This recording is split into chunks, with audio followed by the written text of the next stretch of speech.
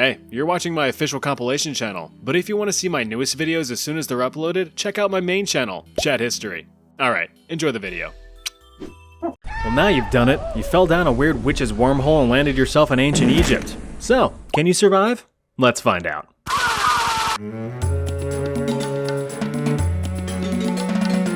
The first thing you might ask is, which ancient Egypt? Because the entirety of ancient Egypt spanned across several thousands of years with quite a few different eras. Let's go with, the iconic New Kingdom, the height of Egyptian power and influence, and the most documented for research purposes. How convenient. Since you made it to this video, I'm going to assume that you're not a literal mouth-breathing, knuckle-dragging, fragile infant. So you can give yourself a pat on your freshly whipped back, because you've already survived the hardest part, childhood. Being a kid wasn't easy. Since they didn't have any fancy beeping machines to hook moms up to and keep babies alive, infant mortality rates were extremely high. 20 to 50% of babies didn't make it out the womb. If you survived being born, next up was surviving the world. Much harder. With things like disease, hunger, and other environmental factors out to get you, it's not going to be a stroll through Easyville. I mean, some of these kids look so frail you could practically see their blinking health bar. Hang in there, guys. Oh, bummer. Your main duty as a kid is to help out the family that brought you into this world. We're talking chores, taking care of your siblings, protecting the farm, learning the family business, everything necessary for survival. As far as food, it's whatever mama and papa could scrape together, which is mainly bread, milk, fruits, and veggies. Ever have half an onion on dry bread with warm milk? It's actually pretty disgusting, but it's what keeps you growing. Because if you don't eat, well... And hey, if your papa has a high enough fishing level, he could bring home a pretty sweet catfish to tear into. Get that protein. Your mother, assuming she survived slopping you out of her belly, would feed and care for your ungrateful ass. But none of that is applicable since you just got orphaned by the space-time continuum. Before we take a look at what to do next, let's see where you would fit in the grand scheme of society, because everyone has their place. Ancient Egyptian society worked in a hierarchy with rich and powerful guys at the top and everyone else at the not top. So really no change from the modern world. The head honcho around these parts is the pharaoh. He's the divine king and whatever he says, goes. Subscribe. Just under him are his closest bros and advisors. Then we have an educated and skilled middle class, and then a laboring lower class with slaves and servants at the bottom, which were usually foreign prisoners of war. Since there's a 95% chance that you'd stick out like a turd in a punch bowl amongst a well-tanned, weird-talking population, you'd probably be captured and sold into slavery. Tough break, outsider. But let's assume you can convince the xenophobic guards that you're one cool dude. Hey, I'm one cool dude. It worked! Time to get a job. Since you can't speak Wingdings 3, you're gonna have to prove your worth through manual labor. Luckily, there's plenty of job to choose from like farming and... Over 90% of all ancient Egyptians were farmers, so there's plenty of friends and rivals to be made.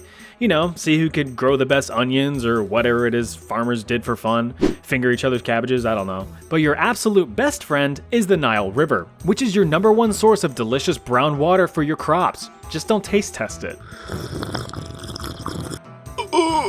Thankfully, the application process to work on a farm is no more than moving a rock from here to there. And with your stellar gamer build, you can easily get the job done. Just remember to lift entirely with your back. As a bonus, you can read and write. Not in hieroglyphics, but in cooler things like letters and numbers. Perfect for taking your own notes. You're hired. Now you can get to work and earn that bread. But since the Persians haven't invaded yet and introduced proper currency, you'll be working for literal bread. So you slave away for months on Bahir's family wheat farm, eating your brown bread and sandy beer dinners while sleeping on a filthy, crusty, dusty dirt floor. Watch out for snakes, they bite. Day in and day out, you swing your sickles and your hoes, dreaming about the hoes you left behind, taking extra caution not to get too distracted. Oh, looks like you cut off Bahir's arm. Bahir will remember that. It's then you look down and notice some squishing between your toesies. The ground's getting rather moist. Ah, the Nile's flooding, you say to no one. After you finish fighting off the invading river rats using your +7 strength copper sword, it's time to pause the farming grind and try your hand at construction while the Nile does its thing. Oh look, the pharaoh wants you to help build a new pyramid. Lucky you. Since you have countless hours placing virtual cobblestone under your belt, this sounds like a pretty sweet gig. Just keep an eye out, because sometimes it's not yourself that you need to watch out for. Daily labor is just part of your worry though, because you still have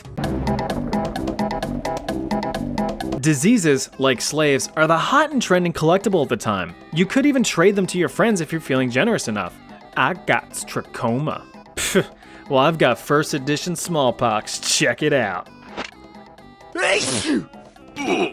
With your 21st century wrinkle brain, you know that you need to keep clean to prevent disease, so you take a dip in the Nile to wash your many crevices. Just downstream of the laundry, which is downstream of the town's dumping grounds.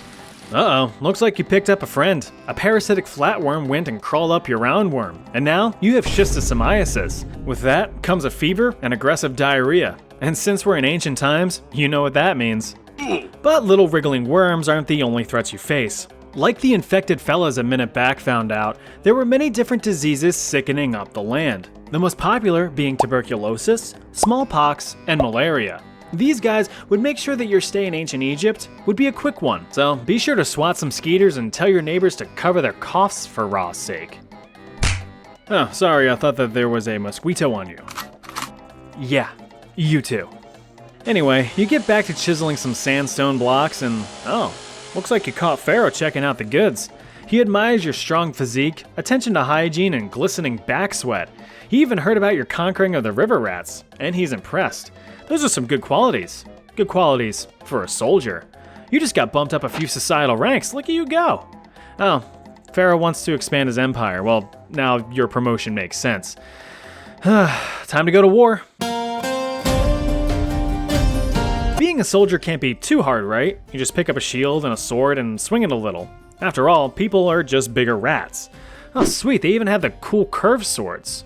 Curved swords? It's called a khopesh, and boy does it hurt.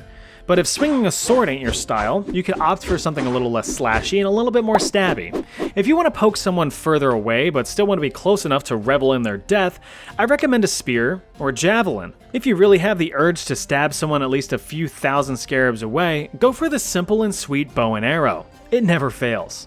Unless you miss. Alright, time to step onto the sandy battlefield and fight for a country you just fell into. The enemies of the day are the Sea Peoples.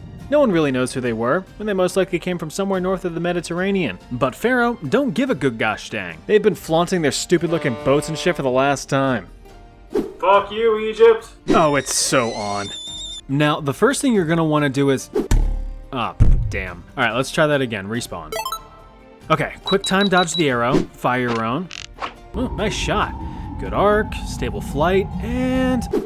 Ugh, right on target. Good job murdering that guy with absolutely no complex backstory or family that he was fighting to protect from invaders. To him, you were the bad guy, but hey, war is hell, isn't it? You keep popping off shots and taking out numerous expendable enemy NPCs. While you continue to just riddle the battlefield with arrows, you notice something in your peripheral. Not something, someone. Oh, hey Bahir, didn't know you were a soldier. Oh, thank God, it was just a dream.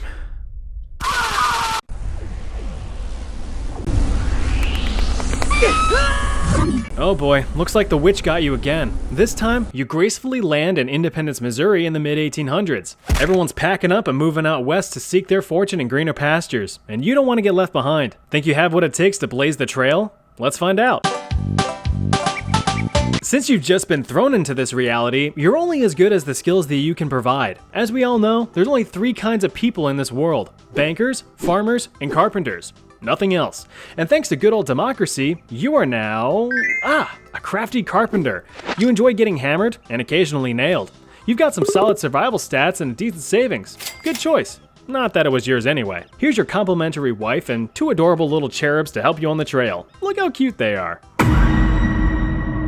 Your mission is to travel down the soon-to-be-famous Oregon Trail. Over 2,000 miserable miles of dirt, disease, and death, formally established in 1836 to help pioneers move out west. But why would I move out west, you might ask? Because you want to. But more importantly, the US government wants you to. Look, the eastern states are getting all congested, industrial, and smoggy. So the United States needs to do some good old expansion. Thanks to the Louisiana Purchase in 1803 and the Oregon Treaty in 1846, there's a lot of fresh open land to settle. Why live in the economic decline of disgusting cities in the East when you could manifest that destiny and fill up those lungs with fresh air on the fertile plains? That's good air. If the opportunity of prosperity wasn't enough to convince you, how does free land sound? Thanks to the Oregon Land Donation Claim Act of 1850, pioneers can claim up to 640 acres, 2.6 square kilometers, of land completely free. Time to get supplies. Look, if you're going to be slogging down a few thousand miles of rocky trail, you're going to need to be well supplied if you want to stand any chance of surviving. Pioneers stocked up their supplies in trailhead towns just like Independence, Missouri. Things like food, clothes, tools, livestock, and perhaps the most critical American asset, guns. Because when you're out on a seemingly endless sand ocean, anything's fair game. What's to stop a desperate thief from stealing your precious supplies and/or daughter? Your gun. So be sure that you're well equipped to donate a few lead slugs to their cause. And of course, you could also hunt for food if you need to. When it came to food, a family of 4 would need about 1,000 pounds of the stuff. This was usually beans, rice, flour, sugar, coffee, and dried meats and veggies. Don't forget your pots and pans and your fresh water barrel, or else you'll be washing down your salty deer jerky with a cup of dried rice. For tools, you're gonna need to be making repairs when stuff breaks, and stuff will break. Since you're a carpenter and know how to carpent properly, you're set with a hammer, a saw, and an axe. And of course, you'll need some spare clothes, otherwise you'll be walking around with some breezy cheeks. In order to haul all of your stuff down the trail, you're gonna need a big ol' wagon. This sucker right here is a prairie schooner. Not as beefy as the heavy Conestoga wagons used for shipping freight, but you can still fit so many supplies and family members in this bad boy. With 4 ox power, tricked out wooden wheels, and a non-existent suspension, the kids will be uncomfortably wobbling down a trail at a spine-shattering 15 miles per day. You and your wife, however, will be getting your steps in the entire way. Every day is leg day on the Oregon Trail. So with a modest $800 to your name, you talk to the general store owner and place your order. Yes sir, what can I do you for? Well, about 20 bucks, but I'm kinda looking for some supplies. Sure thing, take a look around. Yeah, can I get, So can I just get one of everything? Yeah, I'll ring you up. You better get used to that wagon, because you're about to spend about 6 months in it. You've got almost 2,200 miles of trail ahead of you, but you're not alone. In fact, over 400,000 other pioneers are also making the trek. Just don't make too many friends, because you'll end up burying some of them along the way. About 10% of those who hit the trail ended up really hitting the trail. For better survival stats, many families opted to form traveling caravan groups consisting of dozens of wagons to support each other. But having so many people around inevitably led to disagreement. Hey, can you pass the beans? I don't know, can I? The fuck's your problem? So in order to avoid descending into complete chaos, leaders and officers were elected to direct the caravans, laying out agreed upon ground rules dictating what to do in certain events. So if grandma slips and takes a wheeler 50 to the spine, we all know who gets all of her stuff. Enjoy those dentures. Proper planning gave you those. These concrete rules were designed to prevent arguments down the line. But, of course, humans will be humans. I just wanted some beans. But you're a simple fella who makes simple decisions, so you're probably fine, right? What could go wrong? Being on the road for about a month now, you've passed through a few forts and landmarks, and besides a few snakes and your son hucking some stuff off of the wagon for fun, things have been going pretty well. Huh. Well, time to put the carpenter skills to use and make repairs. While there's some downtime, the family has an opportunity to catch up on some chores. Just remember to keep your guard up and avoid any, Since your wagon conveniently broke down next to a freshwater spring, your wife is able to replenish the water supply before washing the farts out of your family's clothes. Meanwhile, your daughter feeds the oxen and your son laps up water from a brown puddle. Look at him go.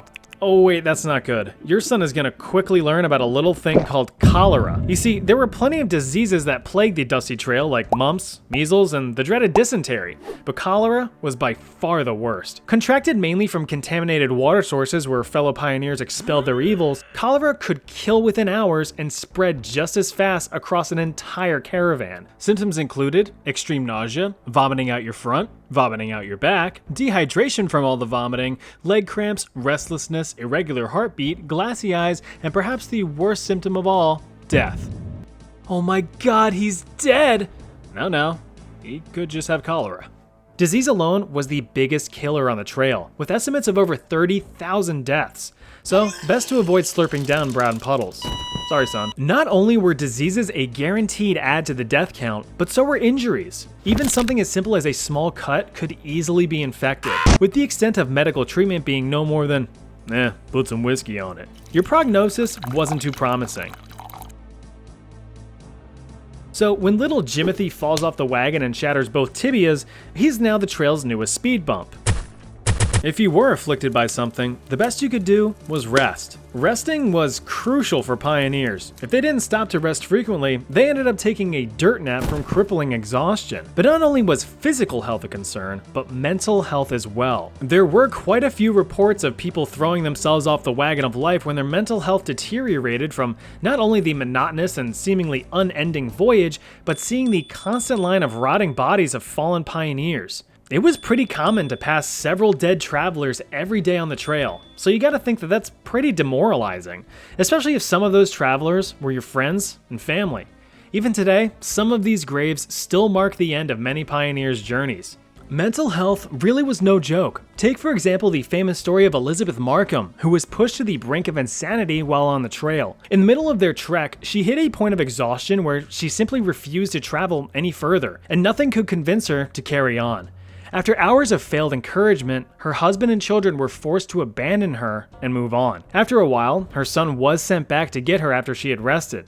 Bad move. Elizabeth eventually caught back up with the rest of the family, but left her son in the dirt with a rock lodged in his skull. When her husband raced back to find his son still barely alive, Elizabeth set fire to the family's wagon for good measure. Can't continue down the trail if everything you own is reduced to a cinder, can you? Not only were humans a danger to themselves, but so was almost everything else, especially nature. High winds, strong storms, blazing heat, freezing nights, they all did what they do best. They happened. You also had to watch out for wildlife. Wolves, bears, snakes, coyotes, and buffalo. They were all out to get you and your family. But thanks to firearms, humans were able to get them back, especially the buffalo. That's gonna piss off some Native Americans. Speaking of which, there's often a misconception that Native Americans were a constant threat. Not true. In fact, quite the opposite. Native outposts were extremely useful trading sites to replenish food and other supplies. Natives also served as experienced tour guides, escorting some pioneers through rougher terrain like forests and rivers. Granted, there were a few deadly altercations between pioneers and natives, usually a result of pioneers being paranoid and shooting at natives unprovoked. About 800 natives and pioneers were killed thanks to sheer stupidity. Oh well, the wagon's repaired, so time to get back to it. You continued traveling on for a few more months, passing by more forts and giant rocks, but things have been pretty quiet. Wait, why is everything so quiet? They're probably fine. You then break out of your reminiscing when something catches your eye in the distance. There it is! The end of the line and a ticket to a new life. Oregon City. That's in Oregon. All that's left between you and salvation is a huge freaking river. The Columbia River. You can't exactly cross it, so you're gonna need to ford it. You waterproof your wagon, but you still need a raft to hold everything. Oh, but building a sturdy enough raft is just gonna be impossible, is what a non-carpenter would say. It's river time.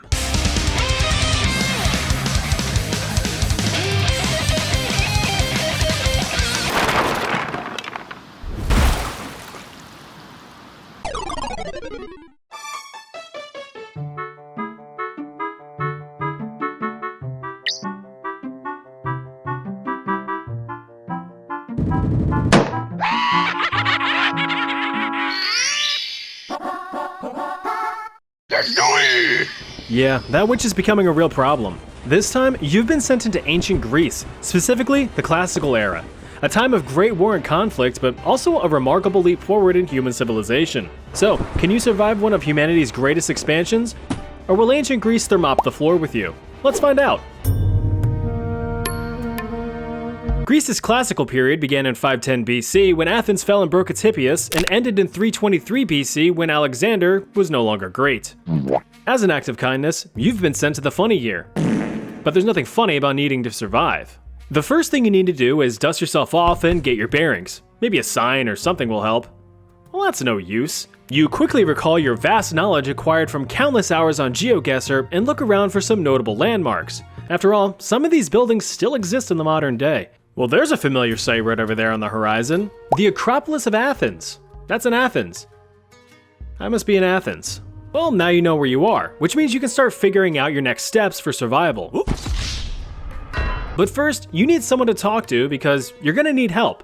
There's never any shame in asking for help. That guy over there seems friendly enough.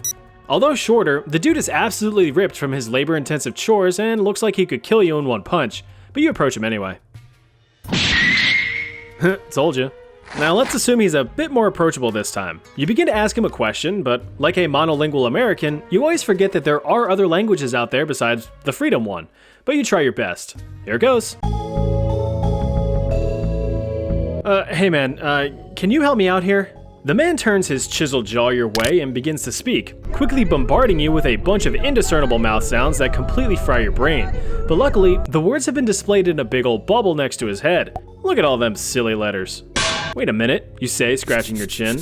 I've seen these letters before. Just then, you get a flashback to your college girlfriend's sorority dorm where you found the Euclidean letters, just as you were finding Herclidean. Don't kid yourself. You were doing math homework, you goober. Unfortunately, you come to the realization that knowing just a few letters doesn't mean jack shit in terms of understanding a whole language. Now, some of you modern Greeks out there might lift your hairy arms and say, "Ha, I can speak Greek, I'd survive." Well, you're wrong. Ancient Greek is completely different from modern Greek with completely different tones, vocal inflections, and pronunciations across several regional dialects. Ancient Greeks wouldn't understand a word of modern Greek, so you'd have no real advantage. Needless to say, you're not going to be communicating anytime soon, at least not orally.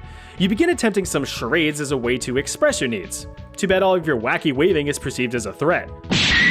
Man, that's twice. Since you just insulted a random citizen and are an obvious outsider, you're arrested and sold into slavery. Looks like you've been slammed to the bottom of the societal barrel. But what did you expect?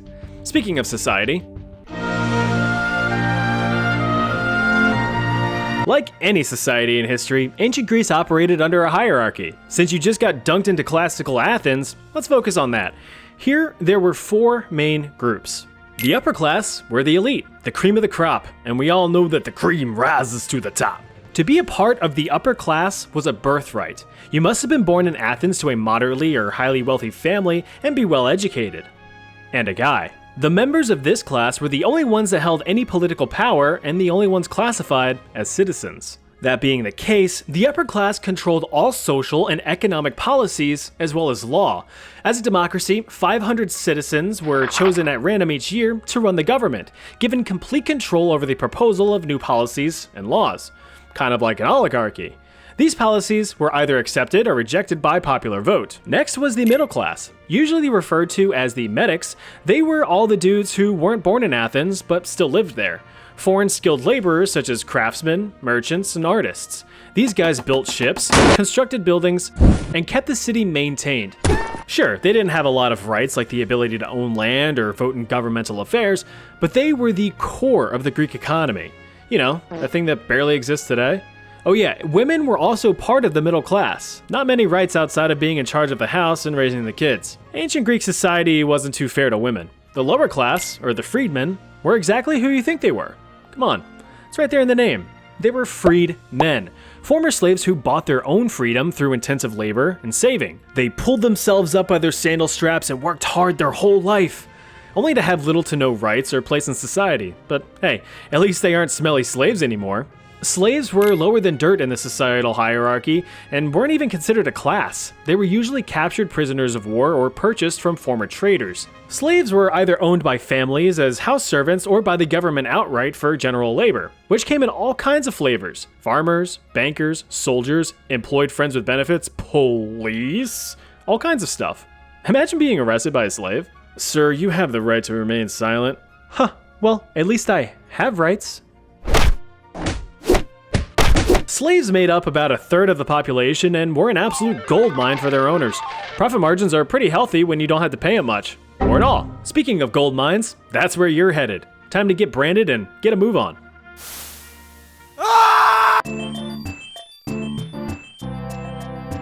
You're swiftly carted off to join a group of miners so large it would cause a YouTube elite to start sweating. Oh man, looks like all the cool slaves have been sent to the surface mine to get gold and silver, but since your mining level sucks, you get to go underground for some cuprum.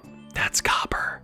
Working in a mine was brutal. Slaves were subjected to intense labor all day, working in poorly ventilated and swelteringly hot cave systems hundreds of feet deep in the earth, illuminated only by dim oil lamps. You can't see shit, which means your fellow slaves can't see jack shit, so watch out for rogue pickaxes.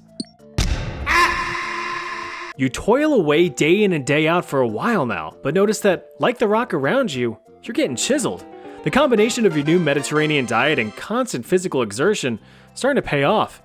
You're able to mine more efficiently, and you're outperforming your coworkers. Thanks to all of your hard work and dedication, the local mine supervisor rewards you with more backbreaking work.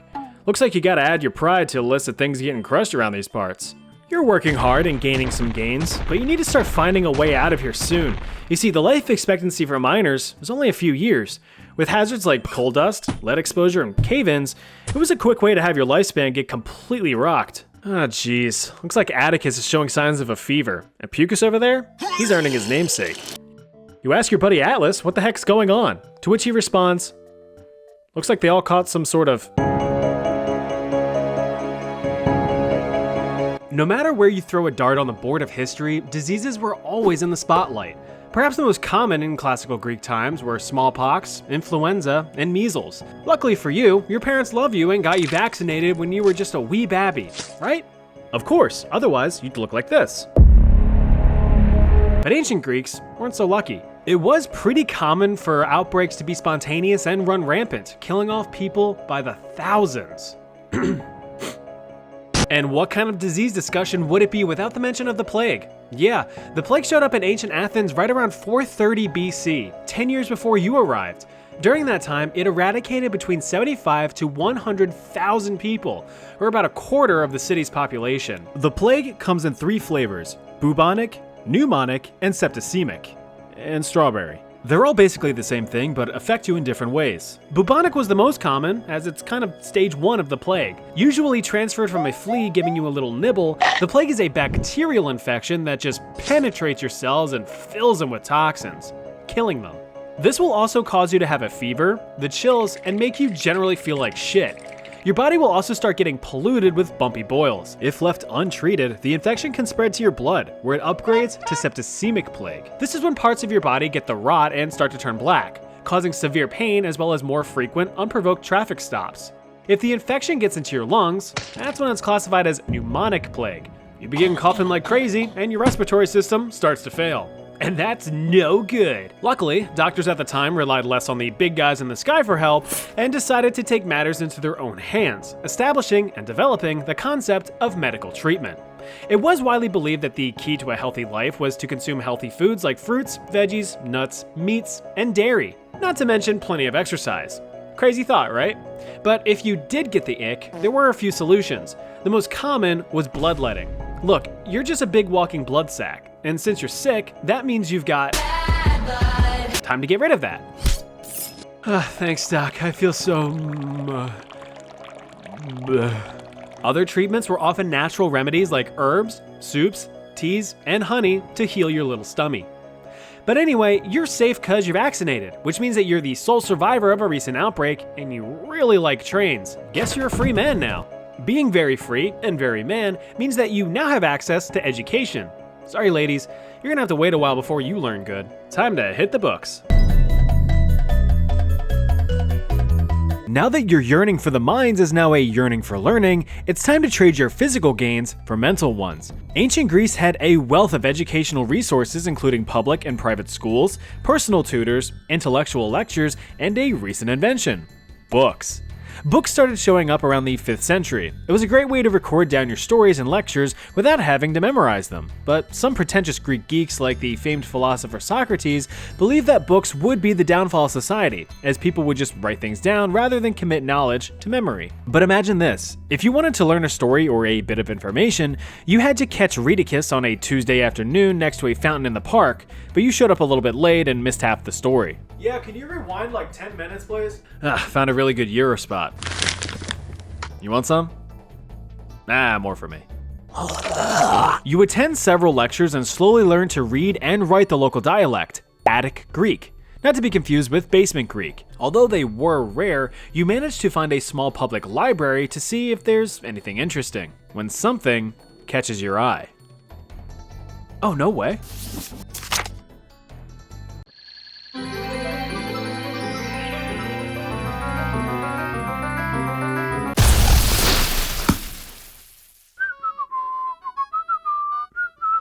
What the fuck? Like I said, I'd survive.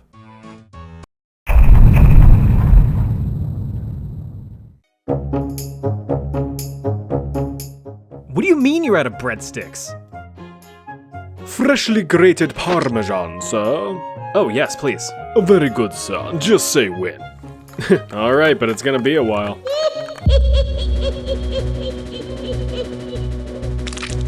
Oh, no, no, no, no, no, no!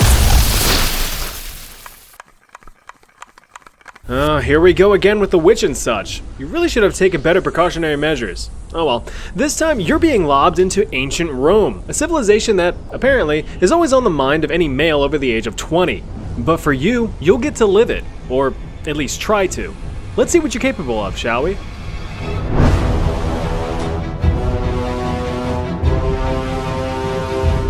You arrive in the year 250, right in the middle of the ominously named Crisis of the 3rd Century, a tumultuous time of terrible turmoil which began a while back in 235 after Emperor Severus Alexander was assassinated. Classic Roman Emperor move. After being confronted by Germanic invaders, he, with some influence from his mother, came to the conclusion that violence was not the answer. Instead, he would pay off the invaders to frig off back home. What a great idea, Severus thought. It was not. In response, Emperor Alexander's most trusted military generals didn't appreciate seeing potential funding go to would-be invaders. So, they made a direct deposit of a knife into the emperor's neck, with interest. With him out of the way, the Roman Empire kind of fell on hard times, as empires tend to do when their emperors are killed off. New emperors were coming and going like one-night stands, the military became fractured and weakened thanks to countless civil wars and a struggle for power, and divided empire states took their chances at yoinking some lesser protected land for themselves. All really chaotic stuff, but we'll get to that later. Anyway, here you are, smack dab in the middle of Rome. Actually, you've landed in the Amphitheatrum Flavium, but you might know it as the Colosseum! A spectacular stadium of spectacle where performances like dramatic theater, gladiator battles, and prisoner executions, among other things, took place across hundreds of years. But thanks to defunding and failed upkeep because, yeah, the Empire's in crisis mode, events were a lot more rare in the Colosseum during these times. So you're probably good to just leave and... Oh, that's a big guy. You can tell by how big he is. Just look at those muscle veins, the chest hair. The menacing look. Huh, terrifying. Let's see what he has to say. Alios me provocare audit bellatur. I don't know what you just said. O portet legere verba. Oh yeah. Pugna me bellatur. Con proba divitatum. Okay. Elige divitello. All right. Let's advertise.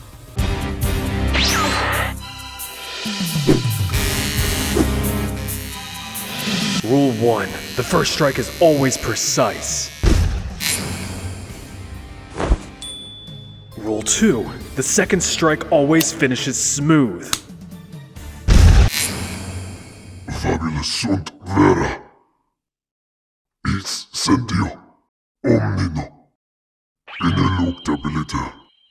Ceres.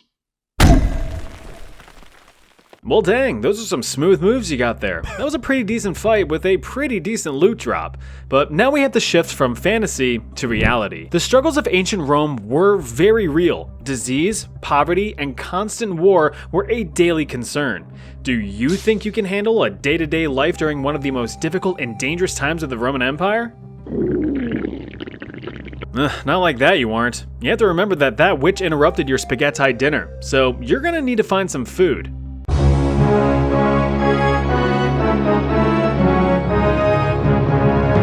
Traditionally, the Roman diet consisted of a variety of fruits, vegetables, grains, and meats. But you're in the middle of a crisis which includes agriculture. This means that food supply is on the fritz. Some farms have too little water, some farms have too much water. This is too much water! Even fewer have it just right, so food's getting a little scarce. Thanks to widespread civil wars across the empire, many regions have also had their trade routes disrupted, so what little food choices you have are restricted to your immediate area. This of course led to mass malnutrition across the empire, well, mainly for the poor anyway. Thankfully, the capital of the Roman Empire is able to provide some basic sustenance, for a price. So what's on the menu? As for vegetables, you have some choice of greens: parsley, peppers, cabbages and celery, asparagus and watercress and artichokes and lettuce, which is alright for just a quick bite, but you're a dude who needs better food to set you right. Maybe a fig, or maybe some dates, some apples or cherries or peaches or grapes? Breads for sure, there's some here to eat, just don't get your hopes up if you're looking for some meat. Weather and war have fucked up the supply, so these are pretty much all your choices, my guy. Beggars can't be choosers, but I beg you to choose. Survival is the game that you don't want to lose. And if you're looking for a drink to imbibe, have some watered down wine. You should also subscribe. Sorry, got lost in a rhyme scheme there. Anyway, time to make a purchase. Luckily, you have some gold from your previous altercation, and it's plenty to get you by for now, but it doesn't buy what it used to. See, the emperors, in all of their untold wisdom, needed money in the coffers to pay off incredible debts from beefing up the military and keeping peace with foreign entities. In order to do that, they chose to, among other things, devalue the currency by minting coins with lesser and lesser composition of precious metals. This inevitably caused rapid inflation, which is disturbing from both an economic and a fetish standpoint. Hey son, you watching more of them funny history videos?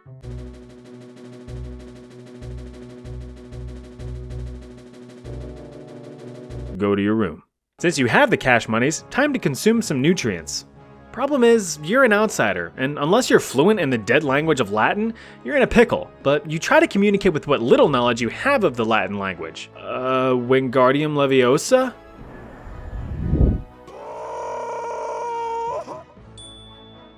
Well, that didn't work. You go up to the next vendor and instead just point to what you want. Why speak when your money can do the talking? Nimis pecunium. Yeah, thanks, you too.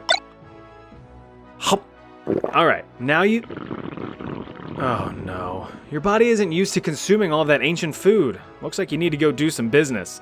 In a bit of a sweaty, stinky panic, you manage to find a public restroom. Ugh, it reeks in here. Don't these people have any sense of... Welcome to the Forica, also known as the community toilet. Several holes carved into long, cold marble slabs, perfect for slamming your ass on and expelling your evils. Usually hooked up to a public bath, excess bath water would run along the floor to flush away your densely digested duty poos to a public sewer system, if you were lucky enough to have it actually attached to one. Sure, you could be like them rich folk with their own private bathrooms, but you're not.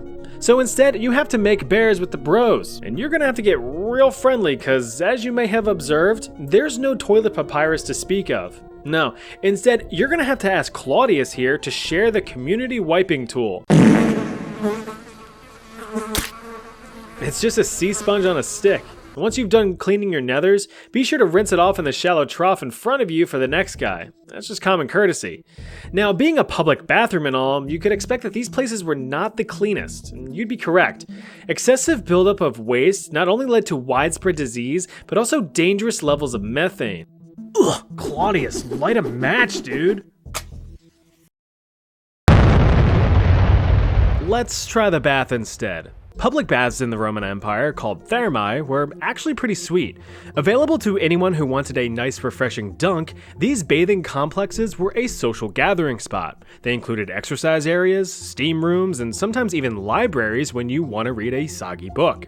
Problem is, you're in a stagnant bath that doesn't get cleaned all that often, and hundreds of Romans use these baths every day, not to mention the fact that there isn't a bar of soap in sight. Romans didn't have soap. Instead, cleaning was done with this monstrosity, the strigil, a bronze tool used to scrape off the day's or week's grit and grime. Just be a little cautious when using it. In order to smell nice, Romans would apply scented olive oils all throughout their nooks and crannies. But now everyone's all slippery and oiled up, so watch your step. With all of that muck just soaking in the water, it's debatable how clean you actually got. Looks like all the Christians are moving in and telling everyone to cover up. What losers. Anyway, let's shimmy on down the road. Just keep your eyes to the skies for any other citizens who are emptying their festering chamber pots into the street. It's gonna be raining cats and logs. Oh yeah, you're definitely gonna be catching some sort of... I'm sure you won't be surprised to learn that an overcrowded and filthy city tends to be riddled with disease. Just look at modern LA. When it came to ancient Rome, the most common diseases were influenza and tuberculosis, as well as some STDs, but you're a good person who's waiting for marriage or proper emotional or monetary compensation before you explore that route, right? Right, so despite these common diseases, Rome would often be smacked in the face with various plagues. The term plague here meaning big bad unknown disease that killed a lot of people. They were plagues, just not the plague. This one is the Plague of Cyprian, named so after the Bishop Cyprian who wrote about the plague in fine detail, especially the symptoms. He wrote that the plague caused exhaustive diarrhea, a swollen and sore throat, constant vomiting, bloodshot eyes, loss of infected and putrefied limbs, paralysis, deafness, and blindness. All of these symptoms add up to one dead fella. Because of the bizarre symptoms, which don't point to any one known disease in particular, historians are still unsure what this plague actually was, but some suspect either the Ebola virus or smallpox. Regardless, the Plague of Cyprian devastated the Roman Empire. At its height, the plague was estimated to be killing off about 5,000 Romans a day. This crushed the Roman military, opening up opportunities for possible invasions, which of course would crush the Roman military even more. Local farms were abandoned, and since trade routes were still cut off due to internal clashes, famine became the new hot commodity. Entire cities saw rapid declines in population, the most notable being the city of Alexandria, Egypt. It sustained a 62% drop in population between the years of 249 and 262. This was caused by citizens either fleeing or dying. Or both. So it looks like tons of people are leaving Rome. This can't be good. You're also down to your last few gold oh, yeah. Crime's a thing. Oh well, I'm sure that guy will get what's coming to him. Stop! Well, now you're just straight up out of money. Looks like you need to get a job. And you know what's hiring the most right now? The military. So you go up to a local guard and you ask him to join. I join as militum? Yeah, sure. Success! The guard gives you a quick once-over to make sure that you're cut out for the job. In order to join the ranks of the Roman military, you needed to meet some criteria. You must have been at least 5'7", between the ages of 17 and 23, and physically fit. Oh yeah, and a guy. Sorry ladies, you're not allowed to die for the Empire, just with it. Welcome to the military. Now, when you imagine a Roman soldier, you might think of this kind of a guy. This is a centurion, a highly trained and high-ranking commander, which is something that you'll never be. Instead, your aspiration should be lowered to that of a typical foot soldier. Sure, it's not as glorious, but these were the muscle of the Roman military. After months and months of rigorous and extremely taxing training, including combat and unit formation, you've been given the privilege of being javelin fodder for the Roman Empire. Here's your complimentary gear, generously provided by the taxpayers. Your primary weapon is your trusty gladius, a 24-inch steel short sword. Your secondary is your pugio, a wide flat-bladed dagger for when you want to remind your enemies of personal space. You're also given a pilum, a pretty sweet javelin, and it does this. Pretty neat, huh? It was kind of designed to be a one-and-done type weapon, used to pierce enemy armor or get stuck in their shields, rendering them useless. Typically, a pilum weighed about 2 to 5 pounds, so they were pretty easy to lob at the enemy. As for armor, foot soldiers in the 3rd century typically wore lorica hamata, a bronze and iron chainmail shirt which offered great protection against slashes and cuts, just not so much against the stabbing. In addition, you were given a scutum, a large wooden round shield for protection against projectiles and parrying the enemy so you can scoot them back. You also have to protect your dome, so make sure you grab a helmet. In addition to protecting your melon, these also protected the back of your neck as well as your precious cheeks with tieable cheek guards. Now, you're ready to fight. Time to head west to the front lines. Since it's the year 250, the Roman Empire faces a terrifying foe. The Goths. Truly barbaric people that have the gall to invade the Roman Empire. For the sake of brevity, they hate you because they ain't you. So their goal is to take everything you have, just as long as they're back in time for their moms to pick them up from the mall. You spot one of their many headquarters in the distance, but you'll never break through their front line. Unless you're able to build up enough speed, but how? There! Can you do this? Yes, you have to. For the Empire. You carefully position yourself, you turn around, and... Oops, wrong angle.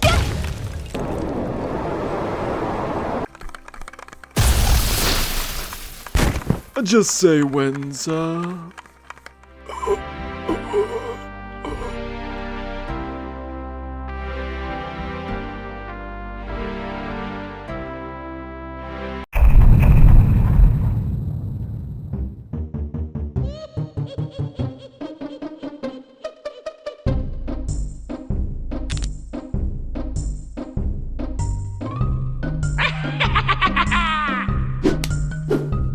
Alright, I'm starting to think you enjoy getting kidnapped. This time, you're flung into feudal Japan, a rather violent era in Japanese history spanning across several hundreds of years.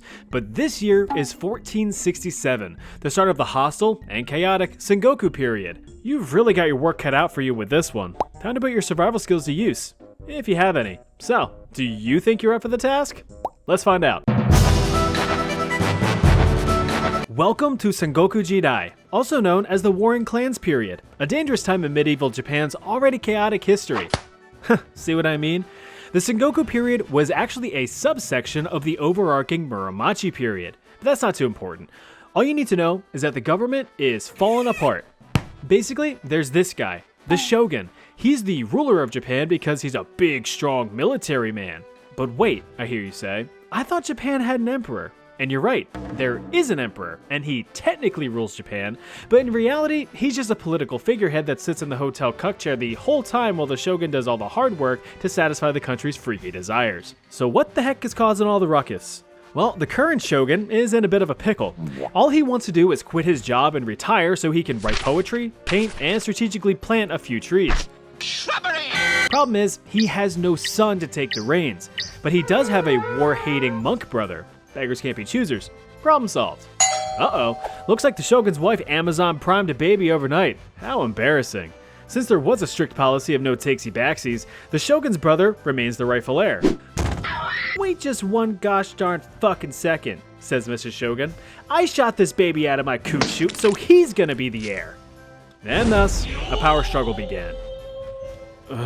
I just want to paint. All of this instability within the shogunate caused the country to be split in two, Team Brother and Team Baby. Powerful clans waged war against each other in an attempt to get their side into power.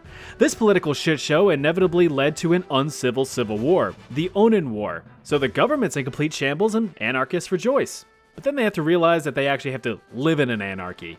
So there's your background. Did you get all that? Glad to hear. Anyway, here you are, just outside of Kyoto, the capital city of Japan at the time, and it's just blazing with culture. And fire. Looks like the warring clans are getting a little carried away at the moment. That being the case, you're forced to roam the countryside in search of a place to anchor your roots and figure out a way back home. But you quickly learn that danger is all around you. It was fairly common for thieves or bandits to cross your path and try to yoink all your valuables, and then stab you. Speaking of the devil, here's one now, so prepare yourself. Sate sate, betsu no seizon sha. NANI?! 愚かなことをしないでください。自分だけだと思う。魔女も私を捕まえた。何ヶ月も前。それ以来ずっと生き残っています。そして私は続けます。よーし。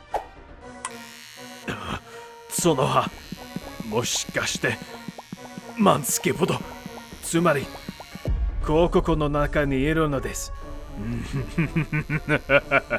関係ない。死の準備を。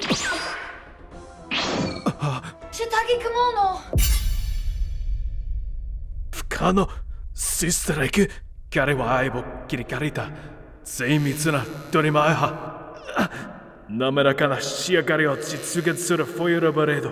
これはスキンのセーフテクノロジーですが、私さえも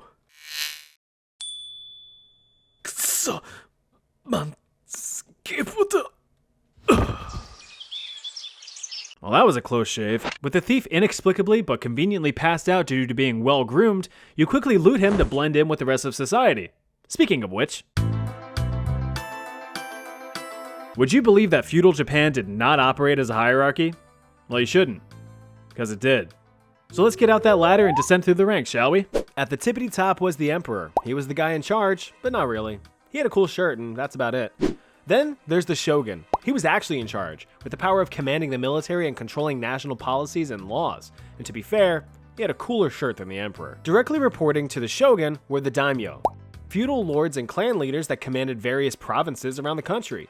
They're proud of their land, but they want more. Samurai were loyal warriors with neat swords that honorably served powerful nobles like the daimyo. They were the epitome of courage and honor, and their culture is thriving to this day. Ronin were samurai without their masters, but they could still be bachelors. Ashigaru were samurai interns and general cannon fodder. Basically, they were peasants who were given swords and told to stab other people while still earning a minimum wage. Peasants. The dirt poor majority of the population that did all the work to keep everyone alive. Nowadays, they're referred to as the middle class. Artisans were the ones who made your furniture, your clothes, and your tools. That's cool, but you can't eat a chair, can you? Can you? And which piece would you like to start with first, sir? Oh, just the leg. Merchants were scumbag salesmen that just profited off of everyone else's work and were deemed parasites because of it. Buy high, sell low. At the very bottom, to no surprise, were the outcasts. Criminals and beggars for the most part, but also those who had undesirable jobs like butchers, undertakers, actors, entertainers, and reaction channels. Now, you have to understand that this is a very simplified structure of how feudal Japan's class system was laid out. It was a much more complicated web of relationships and rankings that is, quite frankly, above my pay grade as an outcast entertainer. So that begs the question, where would you fit in society? In reality, unless you were Chinese, Japanese, or look at these, you wouldn't have. You'd either be a social outcast or straight up sold into slavery without question. Even if you didn't end up being someone's perpetually untipped servant, you'd still end up being a peasant in some form, whether it's harvesting up rice or hauling in the fish. It was backbreaking work. From dawn until dusk, you did what you had to do to keep yourself and the country fed. After a long, exhausting day, you would get home to your cold, drafty, and very flammable home. Despite being the literal provider of the food for the country, your crops are owned by the shogunate, so you barely even have scraps to eat. Malnourishment was very common amongst the lower class, and while it often resulted in an early grave, you could also inspire a few musicians. If the starvation didn't get you, the diseases certainly would. Smallpox, measles, and chickenpox were known as the 3 great diseases. 3 great opportunities to end up 6 feet under. It's like 2 feet for each disease. But you don't have to deal with any of that. Okay, well, maybe still the disease if you're unlucky, but thanks to your recent battle, you're equipped to pass yourself off as a lowly Ashigaru, a foot soldier commanded by a samurai. Since they need as much help as they can get, they won't be asking any questions. If you can hold a sword and swing it at a bad guy, that's good enough. In an event completely convenient to the plot, a samurai wanders up and recruits you to be in his army. In Japanese, of course. Thankfully, you are able to read his subtitles and accept the position. Congrats, you're now a full-fledged member of the Hosokawa clan, one of many clans spread across the country. While the Hosokawa and Yamana clans fought for the control of the capital, other clans fought to expand their own territories. And there were a bunch of them, like the Shiba clan, the Oda clan, and of course, Zelda fanboys. So let's see what your new job entails. You're now a soldier, which means you need to start learning some discipline. You wake up at the ass crack of dawn to start your day. Wake up! Eat a healthy breakfast of rice and veggies, and always practice good hygiene. You spend the morning strengthening your military skills and are partnered up with Hoshi. He's a nice guy. He was a farmer, but decided that maiming and pillaging could prove more lucrative. Together, you train martial arts, archery, and swordplay all throughout the morning as a way to keep both your body and mind sharp as attack. Whew, all that training made the time fly by. It's already noon. So after a quick lunch of rice and veggies, time to fortify the walls of the camp to make sure no bad guys get in. Build it huge. Looks like your samurai has a task for you. You've been assigned to gather intelligence from the enemy. We are in the middle of the Onin War after all, and that gosh dang Yamana clan is burning Kyoto down faster than we are. Can't let that happen. No problem, Master Sam. you say in Japanese subtitles. You wait until nightfall to carry out the mission. After a hearty dinner of rice and veggies, you infiltrate the enemy camp without causing too much suspicion.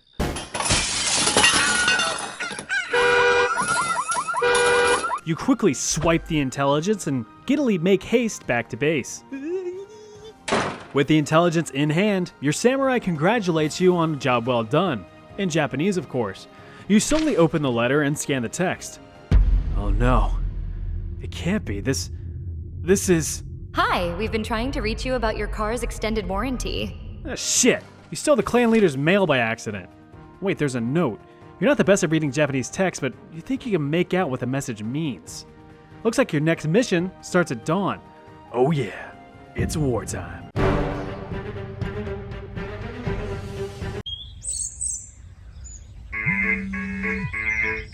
You better get dressed, champ. You've got a country to die for. Unlucky for you, early Ashigaru were not well equipped for battle. Remember that they were dirt poor farmers. They couldn't afford ornate weapons, so they had to make do with what they had, which was farming equipment. Ever just want to shove a shovel into someone's throat just to see what would happen? And now you can. It kills them. One weapon of choice was the kama, a simple sickle-like weapon suited for slicing and stabbing some sneaky suckers. If you get the DLC, you can slap a chain on that bad boy, granting you a lethal radius of several feet and allowing you to open that pit up. Ashigaru that were well-trained or well-funded had access to better weapons and armor. Perhaps the most effective weapon that they could wield was the yari, a long spear that could be outfitted with all kinds of blades. Want to stab? Go for the omi yari. Want to slash? Try the katakama yari. If you want to support the boys from afar, get yourself a yumi, an asymmetrical longbow which was deadly on the battlefield with an effective range of over 400 feet. Archers were a core support group in any army. They would riddle the battlefield using a reliable method of spray and pray. It's just a shame that friendly fire was always on. If you wanted to spice things up, you could opt for fire or even explosive arrows. As for armor, it varied. The best Ashigaru were absolutely strapped with thick leather chest pieces, helmets, sleeves, and greaves. They were usually fitted with metal plates for added protection. Low-ranking Ashigaru were fitted with a cheaper, easier to produce armor called jack shit. Whatever clothing they had was their best bet. But it should be noted that the spoils of war were generous. Ashigaru were allowed to pillage and loot whoever they attacked. Slay an enemy with better weapons and armor? Looks like you found an upgrade.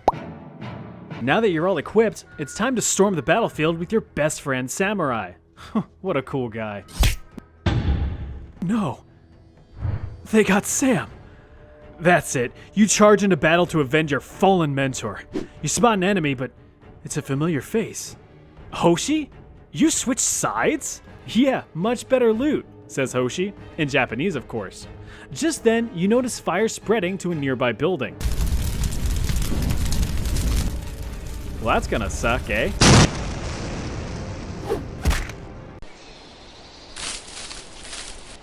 Ugh, you again?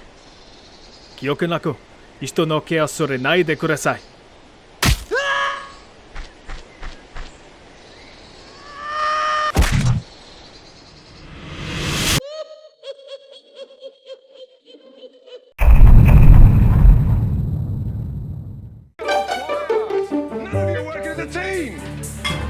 Where's the lamb sauce? Those idiots always forget the lamb sauce.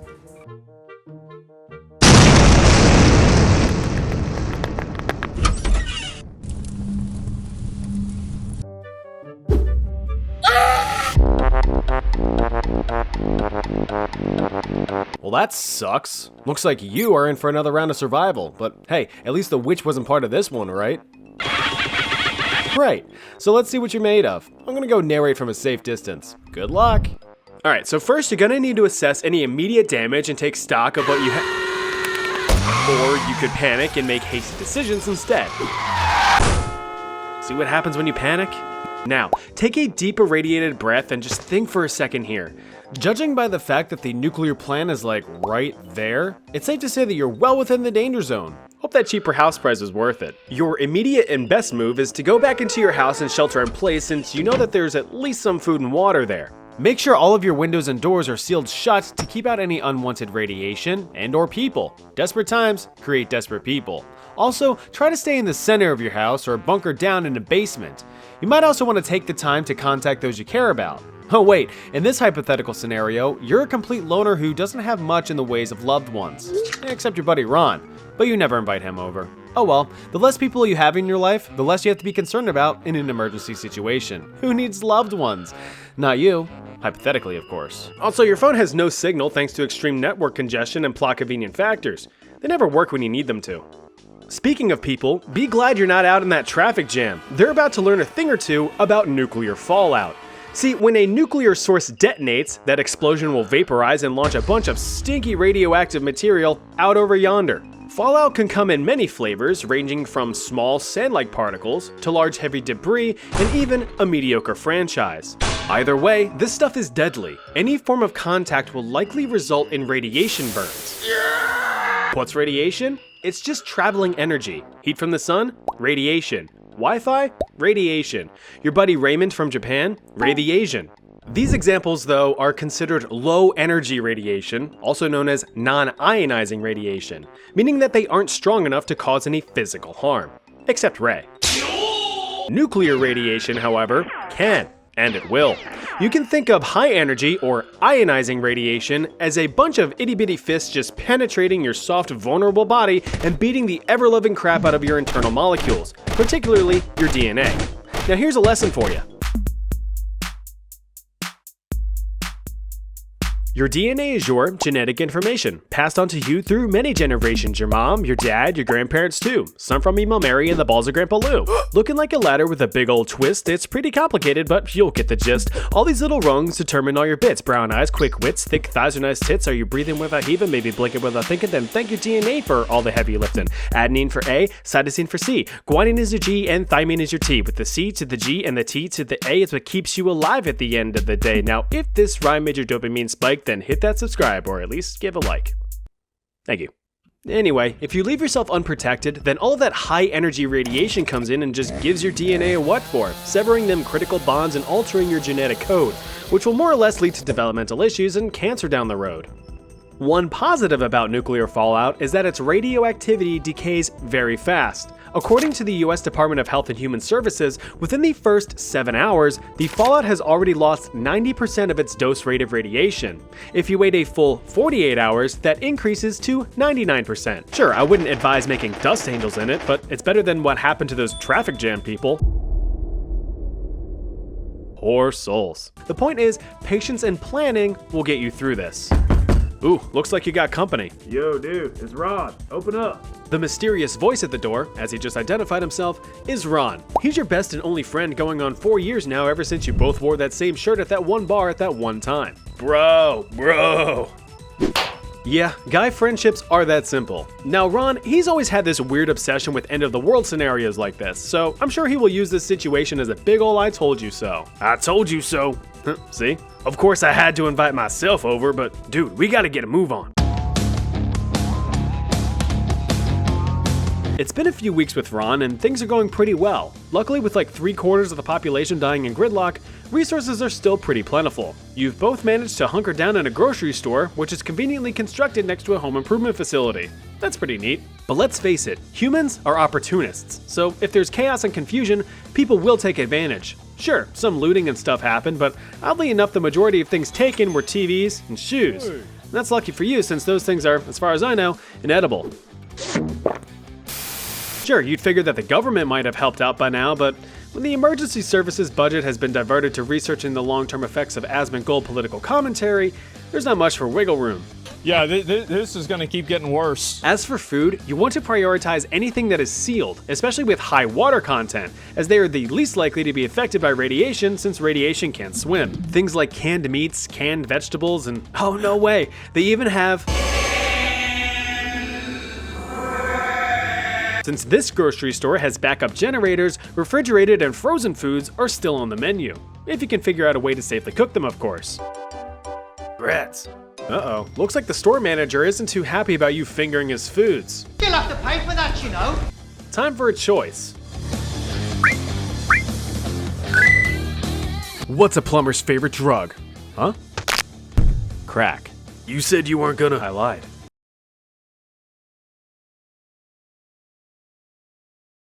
Ron, do you think we're gonna make it out of here? Of course, dude. Why do you ask? I just think we should be making progress away from here, away from all of this chaos and this radiation.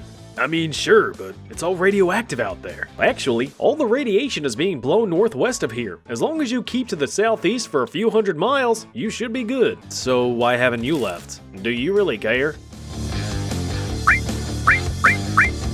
No. Well, you probably want radiation suits like these ones just in case though, but these are for me and my son here.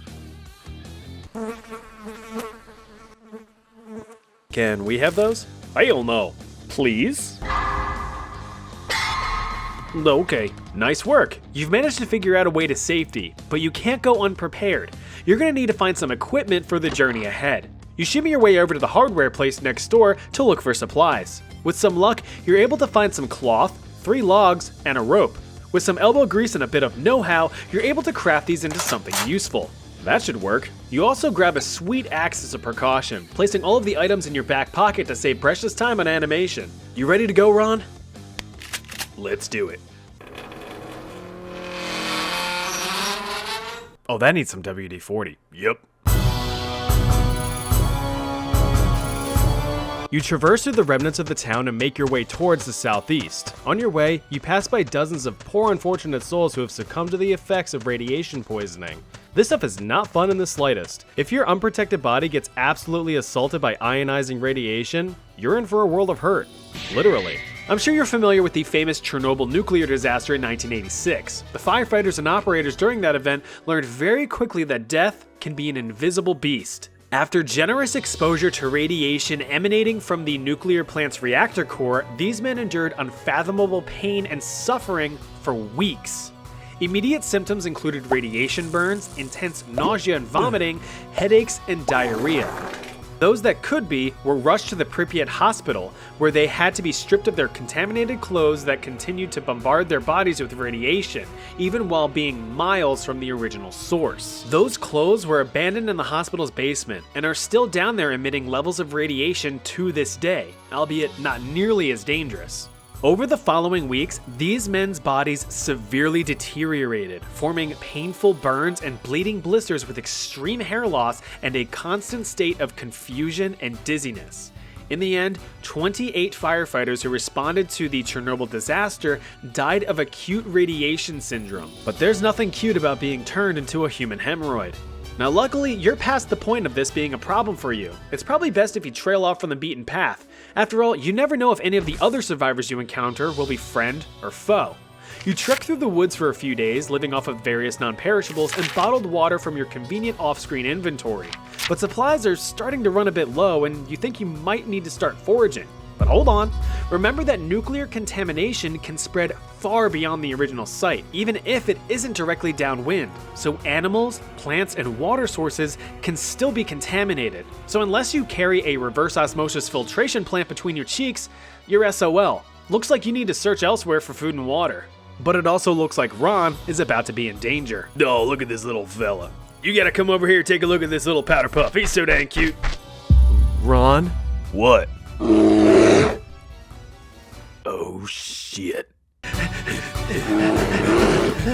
There! A cave! Bears hate caves! Good enough for me. You might want to hurry up a bit. We made it. You okay, Ron? Ron? Are you okay? You take the time to mourn the loss of your fallen friend, but the solemn silence is broken by a noise deeper in the cave. You even notice some light and are determined to investigate. Now, under normal circumstances, you really shouldn't be wandering willy-nilly into a cave like this. It's a surefire way to end up trapped or wedged in some narrow cave system dubbed Satan's Prolapse. But there is an angry bear outside that just murdered your friend, so this might be a better alternative. Let's see what lies ahead. Hello? Hello? Hello? Hello? I hate cultists. Well, that was certainly a choice. Looks like you're the new owner of a weird little worshipping cave. Probably some sweet loot here. You scavenge and swipe what you can. Some food, materials, but something else catches your eye. Well, that's definitely magical, but certainly evil. And there's an inscription underneath. Survival you have learned, so now you must return. Just flip me thrice, but some advice, that witch will need to burn. Are you really gonna trust some evil artifact you just found in a cultist's cave? Why not? Alley-oop.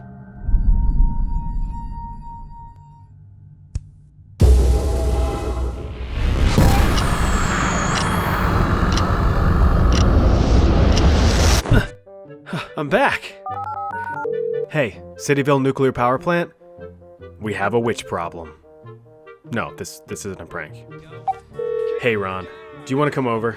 Where's the lamb sauce? Hold your breath, you're getting flushed back into the times of the Aztec Empire, a Mesoamerican civilization renowned for its vehemently violent and vicious nature. Or at least that's how history remembers it, and you're about to find yourself in the heart of it all. You've surfaced right outside of the capital city. Think you could survive? Well, they didn't, so maybe you could. Let's find out. Welcome to Tenochtitlan.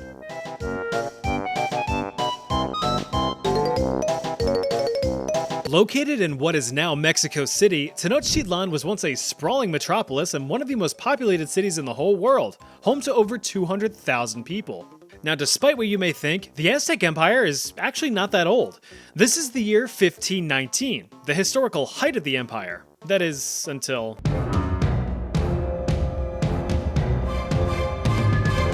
But anyway, you begin kicking your little arms and leggies to get to shore, assuming you can swim. After all, Tenochtitlan was built on a huge friggin' lake. Lake Texcoco to be precise. Why? Because religion makes you do illogical things. You see, way back around 1325, the Aztec people, who actually called themselves the Mexica, were tasked by their patron god Huitzilopochtli to find a promised land upon which to build a brand spanking new city. Huitzilopochtli apparently appeared in a priest dream to deliver a divine prophecy with his soothing, ethereal voice.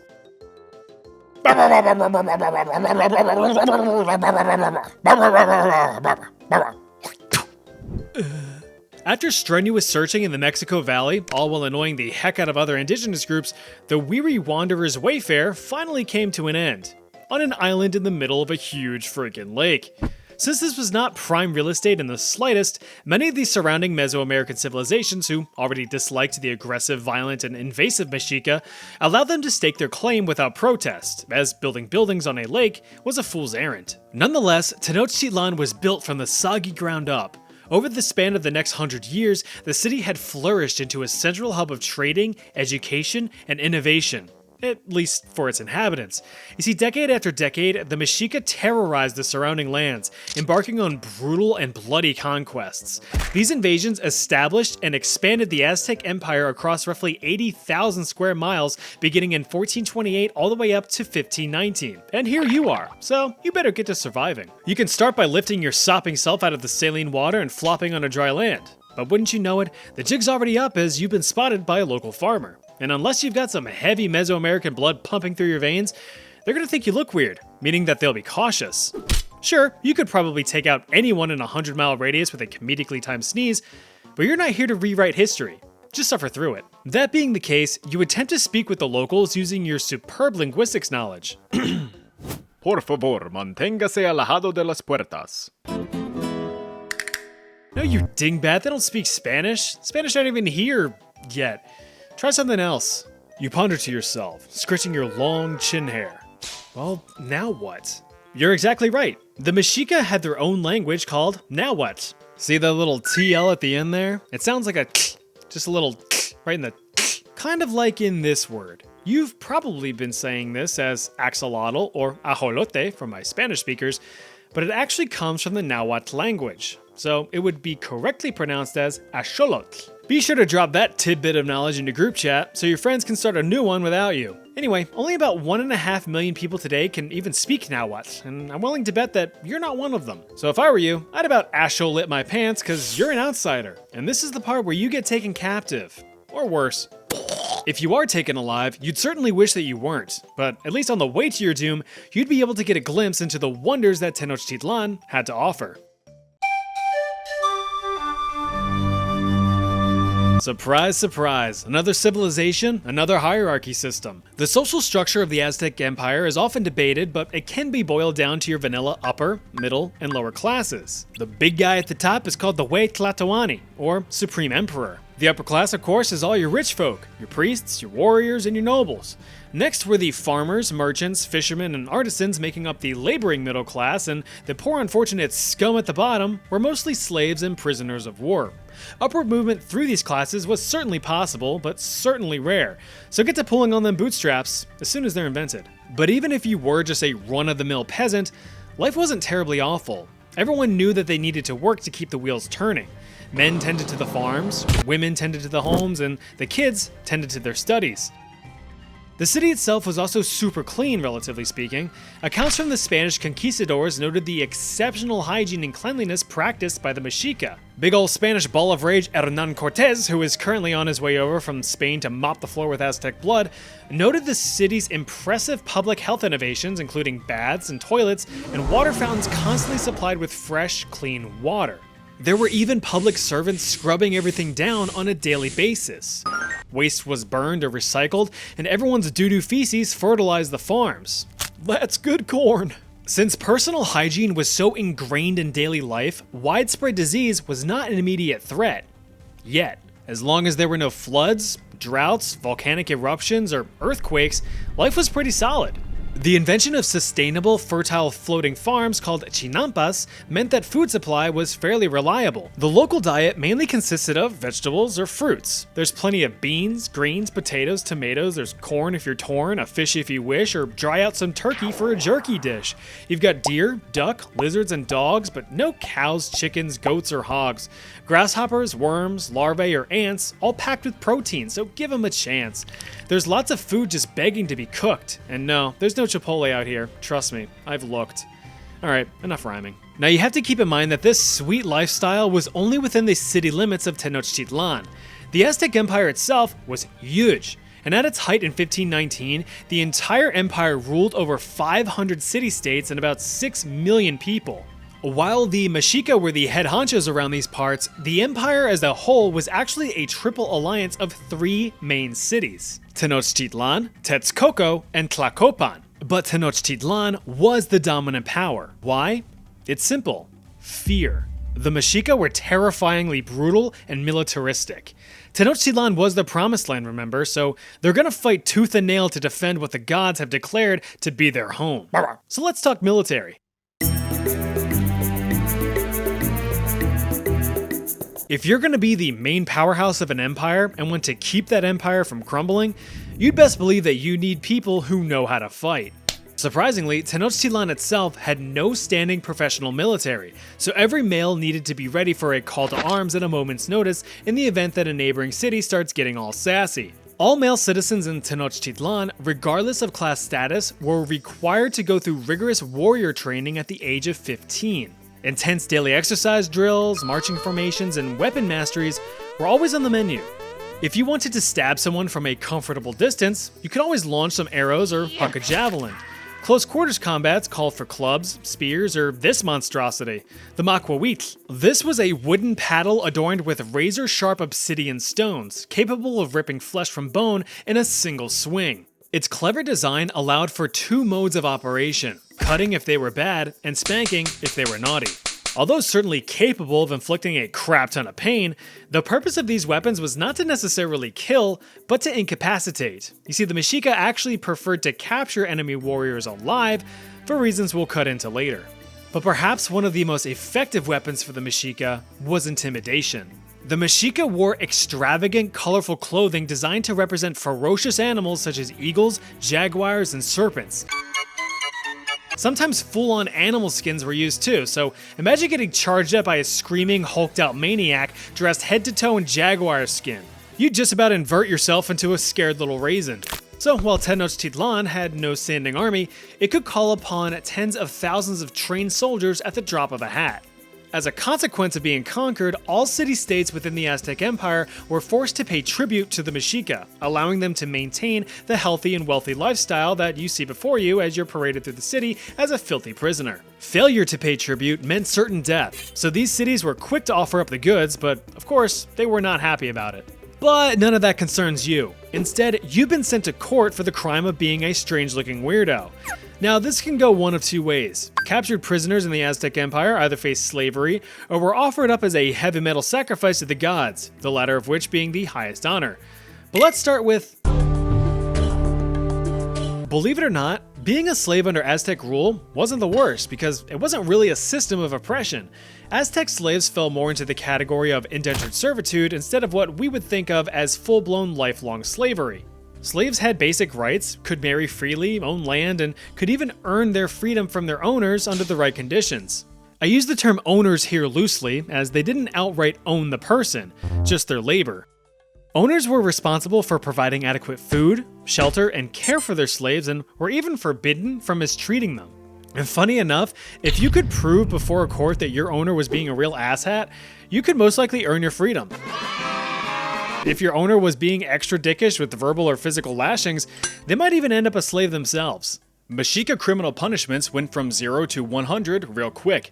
Victims of your petty crimes would have you provide financial compensation or you being enslaved to them to work off the debt. If you did something more serious, prepare to be publicly strangled or beaten to death with a big old stick or some rocks.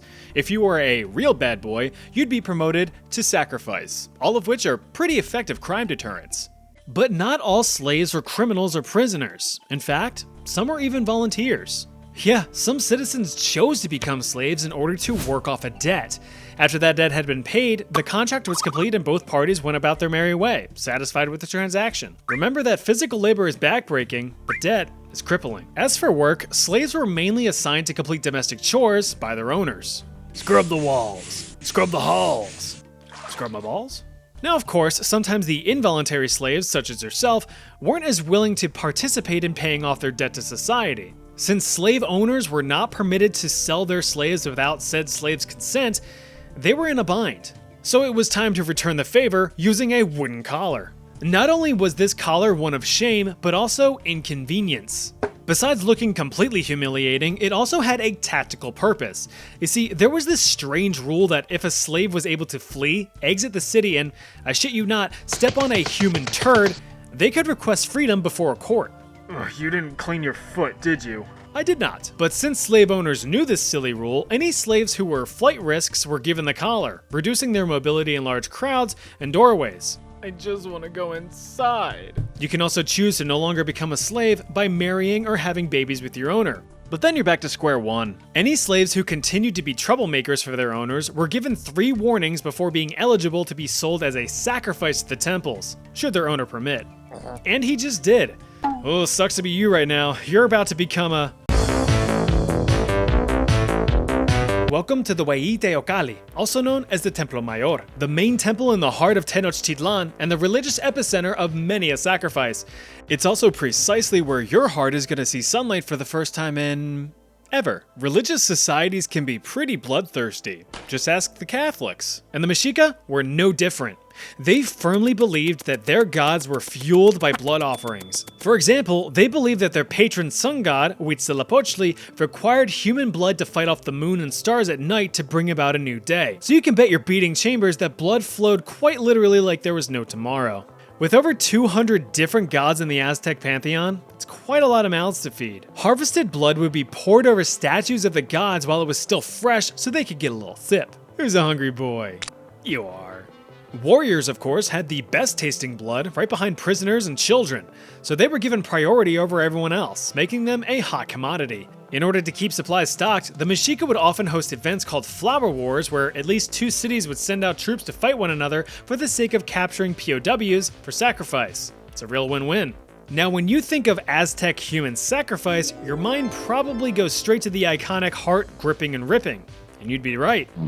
Slapping a slave on a sacrificial slab and serving a swift stab to the sternum for the sudden surge of that sweet sanguine secretion. But when sacrifices were such a spectacle, variety was the spice of life. If you've seen one heart out of a human body, you've seen them all.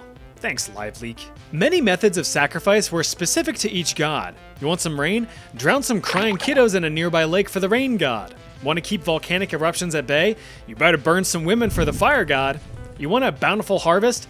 We've got decapitation and flaying for the god of agriculture. Enthusiastic priests would even go as far as wearing the flayed skin just for that extra bit of pizzazz. The problem with these kinds of practices is that eventually it's going to rain again, volcanoes will have dormant periods, and some harvests will naturally provide higher yields. So if things turned out well, it's because the sacrifices worked. If they didn't, that's because you didn't sacrifice enough. You can see how this is a terrible feedback loop. Sometimes, though, sacrifices were performed on a large scale to slake a large thirst. For example, the grand opening ceremony of the Templo Mayor allegedly saw the blood of over 80,000 captives and slaves pour down the freshly carved stone, though historians do debate if this number is even accurate. What's not up for debate, though, is what's about to happen to you. Say adios to that heart of yours, buddy. Stop!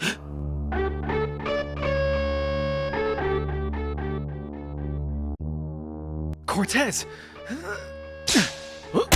Oh, am I glad to see you. Necesito ir the fuck home. Comprende?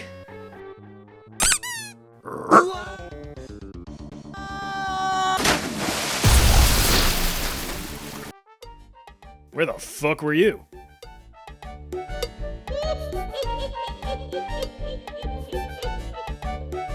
Painful ancient medicine. Hundreds and even thousands of years ago, humanity's knowledge of itself was still in its infancy. We had a basic idea of what makes us tick, but that wasn't enough to stop the scientifically curious from fiddling around both outside and inside people's bodies. Alright, just gonna poke around in here and what's the matter, doctor? There's a scary skeleton in you! That being the case, it was up to these early pioneers of medicine to provide solutions to human ailments, be it a simple cough or a giant debilitating pulsating tumor. If you were lucky, you'd find a doctor willing to test out different medicines outside of thoughts and prayers. But some of these treatments would have you begging for mercy from whatever divine being you may have believed in. Take for instance, someone afflicted with hemorrhoids. Yeah, that's how this is starting off. Nowadays, you just go to the corner store, prepare yourself an H, finger your B, and sit at home in complete discomfort. A few days later, you're right as rain.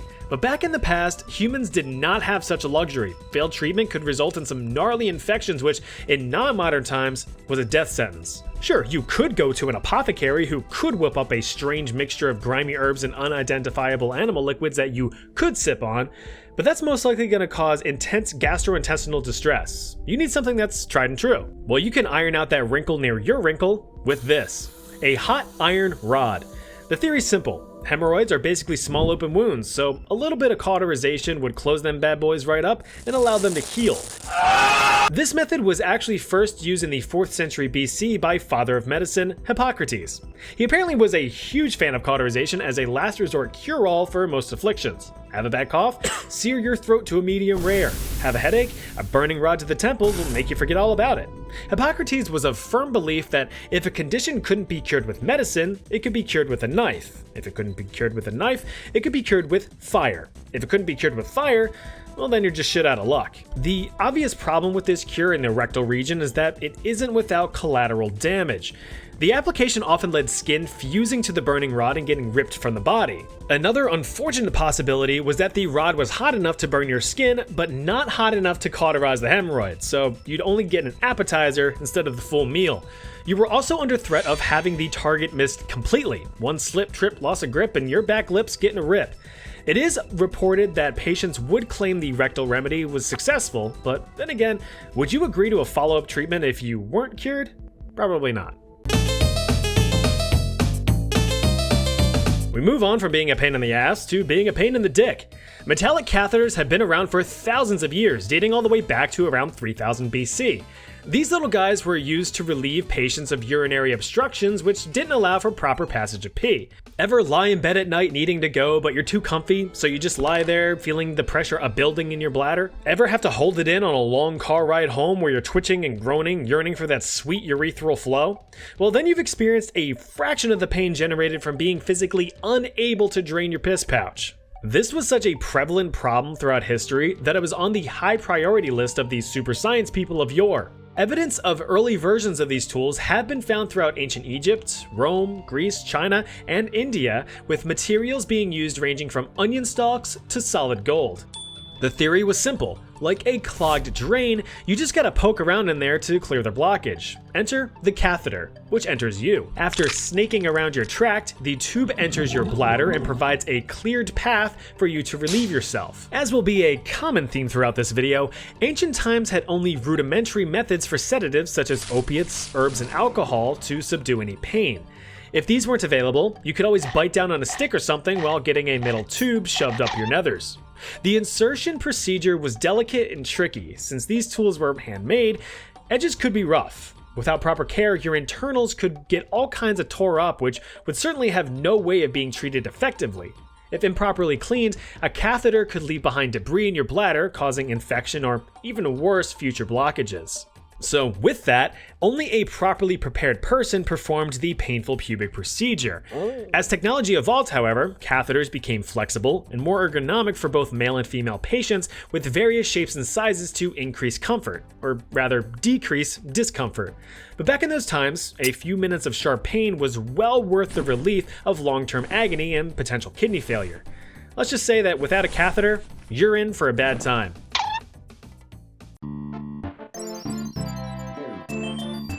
Speaking of having a bad time, this would be one of them.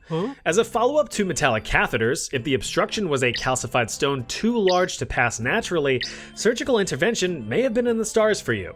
The first recorded practice of lithotomy dates back to ancient Greeks. The word lithotomy derives from the Greek language, with lithos meaning stone and tomos meaning cut. This makes sense as surgeons were quite literally cutting for a stone stuck in your belly. To say that the procedure was not pretty would be a drastic understatement. Nowadays, lithotomy is performed by making a small incision in the abdomen and using a small camera tool to fish around for the offending mass. Back in the day, however, this was a perineal procedure. Your perineum, if you're unaware, is that no man's land between your anus and your junk. Modern scholars refer to it as the taint or the grundle. That's the incision site. Yeah, it's gonna suck. Lying on your back with your knees pulled to your chest to give the doctor a front row seat to your particulars, a surgeon would make the invasive entry and beeline it for your bladder to attempt removal of the stone, if he could find it. Physical removal was either performed with a hooking tool or with the surgeon's fingers, like he was trying to get the last chip out of a Pringles can. If you were lucky, the stone or stones produced in your body were relatively small in diameter, maybe a quarter inch or less than a centimeter. But as you can imagine, problems arose if these stones were large. Excessive bleeding and internal damage can occur from bladder stones exceeding 1.5 inches or about 4 centimeters, though luckily these were rare. It's no surprise that these surgical procedures were excruciatingly painful. It was almost required that an assistant or two would be present to restrain you during the procedure to avoid any unnecessary damage from involuntary struggling as you endured the pain. After extraction, the patient was sat in a shallow pool of vinegar and salt to halt any bleeding before being stitched up like a teddy bear. There's no question that the procedure sucked, but the long-term benefits outweighed the short-term investment. Capital gains, more like capital pains.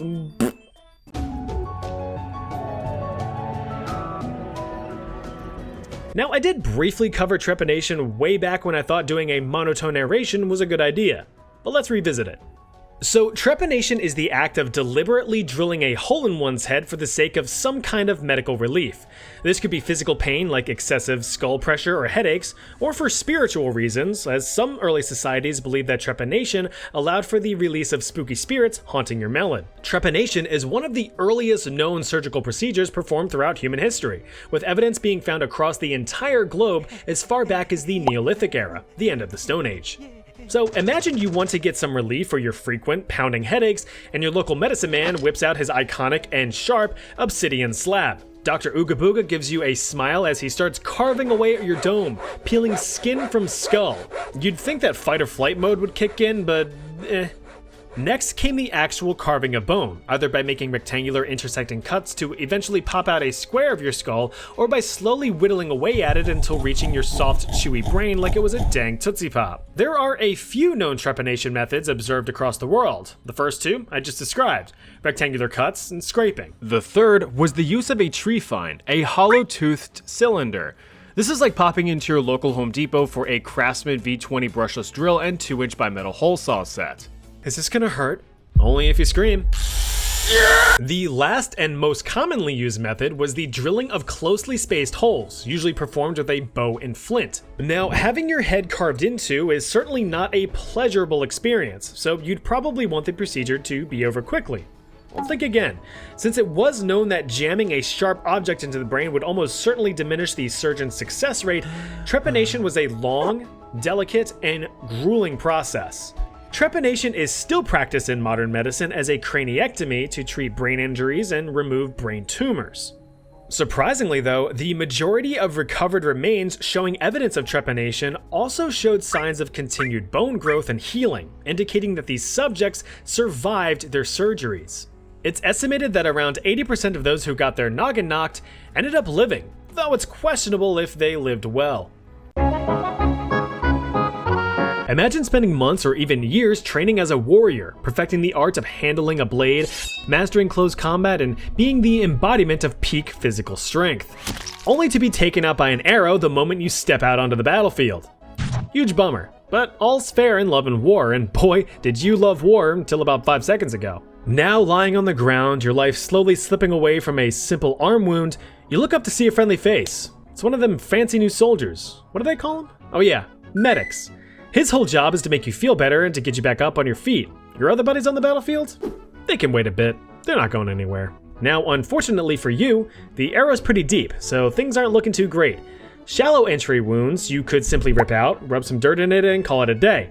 These deeper wounds, however, they need a bit more persuasion. Most arrowhead designs at the time are barbed. Where they land, they're meant to stay. So here are your options. Option 1. If there's already an exit wound, snap the arrow in two and push it through to the other side.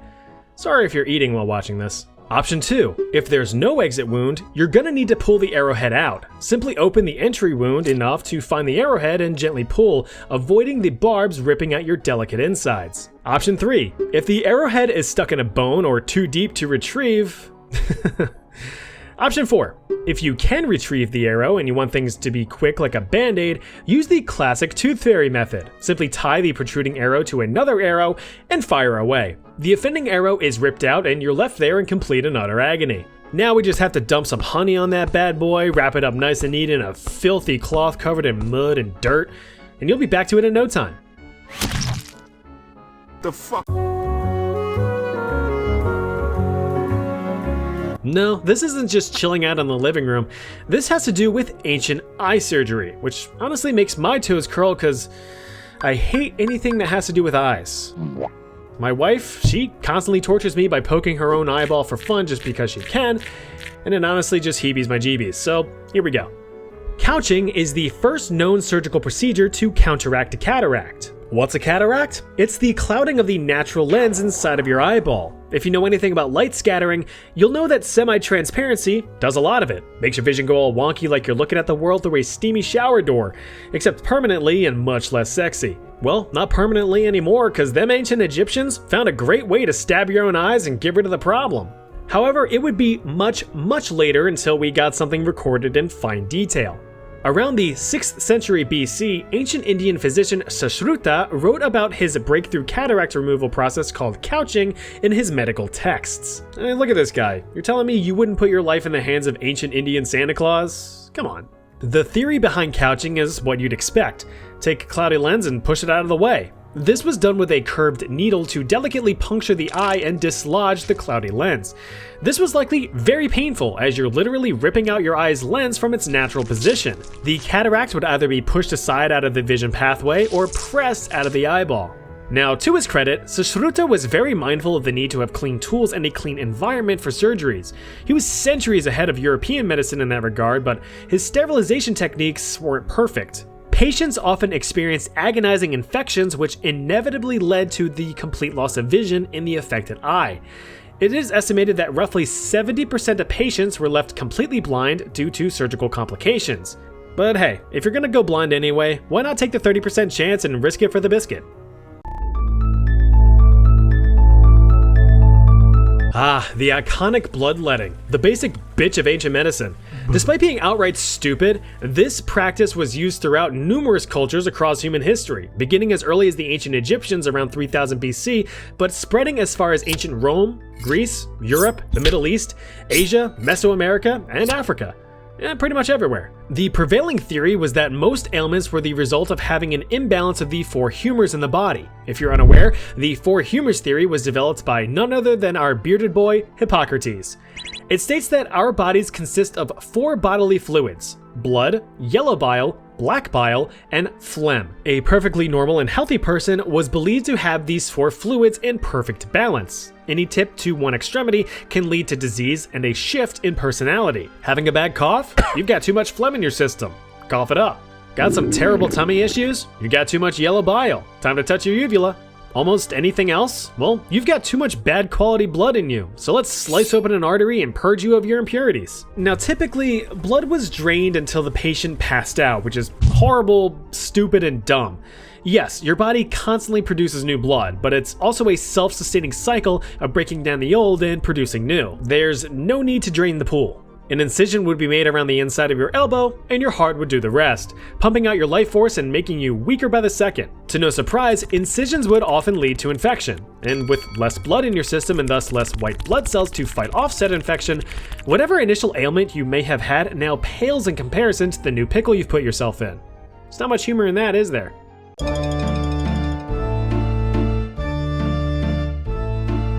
So I decided to be a little silly with this chapter. Enjoy this cringe. Oh, oops.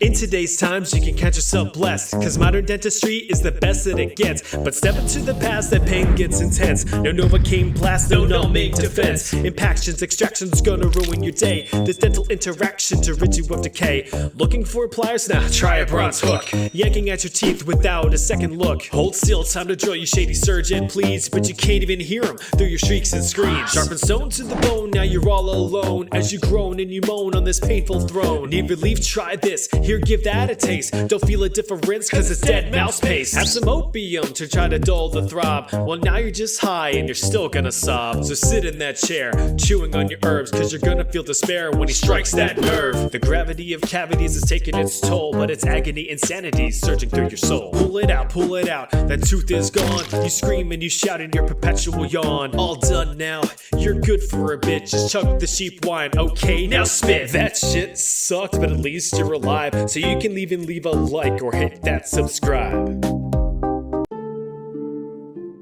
Imagine that you're a poor simple peasant farmer in the mid-14th century. The only skills you know are plowing and sowing seeds, not only in the field but also with your unbathed wife, resulting in 3 starving, freeloading children. How cute. Pat, pat, pat. You're in the middle of your daily farm run when suddenly your neighbor approaches and leans down to your dusty son, blasting an entire sneeze into his open mouth and walking away without a word. Congratulations, your family is now the host of something called the plague. Little do you know, your entire life is about to change for the worse, or for the better depending on how much you actually care for your son. In the year 1346, a big storm was a-brewing in the east. Residents of China, India, Turkey, and Palestine were feeling a bit under the weather. So far under the weather, in fact, that they ended up 6 feet under the ground. Because they died. Believed to have originated from Central Asia, the bacterial infection known today as the bubonic plague, or Black Plague, began spreading like the plague. Accelerating through heavily used trade routes, it did not take long to extend its reach. The infection was initially only transmitted through bites of fleas piggybacking off of rats. But you could also get it through direct contact with infected tissue, or by having a friendly neighbor sneeze into your mouth.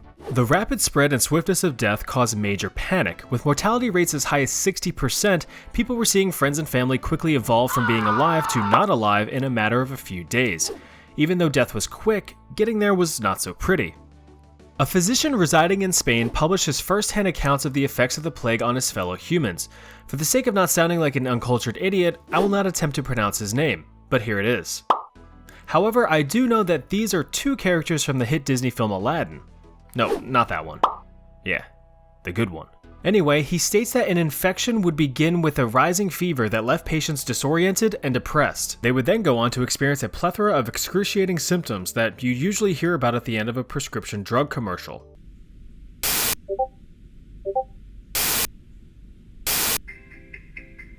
Consult your town's spooky doctor if you have experienced the Black Plague. Plague may appear in adults ages 0 to 112 and may cause an increase in cramps, coldness in the extremities, frequent vomiting, skin lesions, chest tightness, difficulty breathing, spitting up blood, stinging chest pain, inflammation, intense thirst, coughing, blackness of tongue, swelling of the throat, abscesses, difficulty or impossibility of swallowing, headaches, fainting fits, dizziness, nausea, and foul-smelling diarrhea. If any of these symptoms worsen, it is most likely too late for you. Black Plague is not for everyone, but everyone you know will get it. So yeah, getting the plague sucked. And to make matters worse, many doctors back then were about as qualified in medicine as a TikTok comment section. So they just looked at their infected patients and went, huh, that's weird. Try draining all your blood. Oh, that didn't work? Well, let's rub some herbs in it. Yeah, that's nice. Oh, I'm such a good doctor. And of course, if your doctors couldn't help, then there was only one other place you could really turn to. Not surprisingly, religion really wasn't that much help either. Some of the more hardcore religious nuts believed that they absolutely deserved the plague for being such naughty boys, so they did a little thing called self-flagellation, or the act of beating the ever-loving Christ out of yourself. The practice was so popular that even the Pope at the time, Pope Clement VI, came out and said, Stop it. Get some help. And so they did. Instead, they simply resorted to placing the blame of the plague on minority groups. Some smarter folks began a more effective practice called common sense, where they would simply avoid other people who they suspected to be infected. Italy even took a step further, forcing ships arriving from infected ports to sit offshore for up to 40 days, or a quarantena, which is where the word quarantine comes from. Of course, there were larger consequences experienced by the severe loss of life. Across Europe and Asia, the available labor force crumbled and trade routes halted, with landlords desperate for workers. With no smelly peasants to harvest crops, food shortages were the norm, with prices hyperinflating on what scarce food remained. Eventually though, through continued quarantines and improved hygienic practices, the Black Plague did subside in 1351. It did poke its head in from time to time over the following centuries, but it wasn't nearly as bad. In the end, from 1347 to 1351, an estimated 25 to 75 million people died from the plague, the majority being impoverished laborers and peasants. But there was still hope for the absolute chatiths who survived. As I mentioned, landowners were desperate for workers, and with such high demand with such little supply, they were required to pay laborers a much prettier penny for their work. If their landlords refused to pay more, workers now had the freedom to tell them to frig off since other landlords needed workers as well. Suddenly, peasants were zooming by in their low-riding 1-horsepower tricked-out Mustangs and moving up in the social ranks, with some becoming artists, musicians, and influencers. Furthermore, the sheer amount of death inspired people to appreciate the finer things in life, focusing on themselves instead of religious figures, with the birth of humanism. Inspiration evolved into deeper scientific curiosity as medical professionals wished to learn more about what just killed all of their friends. Society was quickly realizing the fragility of human life and sought a way to better themselves through increased interaction, sharing of ideas, artistic expression, and scientific ingenuity. If the Black Plague has taught us anything, it's that a majority of society needs to be swiftly erased before all of the really cool stuff starts happening.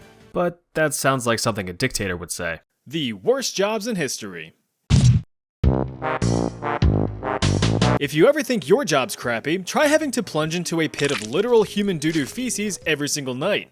Way back in the day in good old England, some daring men made a career out of wading through human excrement. So-called gong farmers were tasked with draining out cesspits filled to the brim with offensive butt slop. The profession had existed for centuries, but it saw its height between the years of 1485 and 1603, also known as the Tudor period. Oi, I got some Tudor for you. Since this was way before the invention of the turlet, people were content with just slamming their cheeks down in a public latrine to pinch off a quick loaf. The other problem was the lack of availability of somewhere to go. Towards the end of the 14th century, it's estimated that there was only one public bathroom per 2,000 people. Plus, keep in mind that all of that human waste was just piling up in a literal stone-lined hole in the ground, so you were just dropping logs onto a mountain of timber. The local government, realizing that this horrid threat to public health was fermenting beneath everyone's feet, took action to allow the construction of private outhouses and latrines in residential areas, as a way to disperse the smelly sewage. It didn't work all that well. So with dookie levels rising, help was needed to drain the pits. Enter the gong farmer, the term gong deriving from an Old English term meaning to go. They were also referred to as the much more mysterious and cooler sounding title of nightmen, as the only time that they were allowed to perform their duties was under the shroud of night, and that really sucked. There were no flashlights, spotlights, or illumination of any kind. You just had to hope that the moon was shining brightly to light your way through the filth.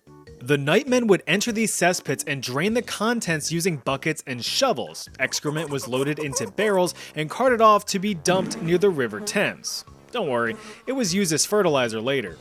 Maybe. These men would be knee-deep, waist-deep, even neck-deep in the stuff, which had its own risks, the first and foremost being asphyxiation. Cesspits were often enclosed spaces with little to no ventilation, so the buildup of noxious and toxic gases was a very real threat. Although rare, a gong farmer could pass out from a lack of fresh air and drown in the waste. Another risk was poor maintenance. Cesspits were typically drained as needed, which, depending on the size of the thing, could be up to 2 years between sloppy scoops. Since these pits just sat there and rotted, it was common for stone walls to collapse in on the farmers while they harvested their crops. Any scrapes or bumps would certainly get infected, which could only lead to a painful death. But these high risks were met with high reward. Since the job was less than desirable, gong farmers made quite a healthy living, about 6 pence a day. Now, I'm not quite sure what that is in non-silly sounding money, but sounds pretty good. Problem is though, gong farmers perpetually reeked from their labors and were only permitted to live in certain areas of the city, with most of the public actively avoiding them and, well, treating them like crap.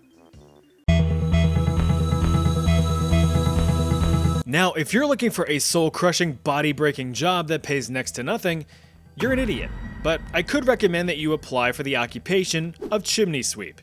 These services were all the rage in, you guessed it, England's Tudor period. But the job has existed for hundreds of years. Rapid urbanization led to the construction of a lot of buildings, and each one of them suckers needs a source of heat.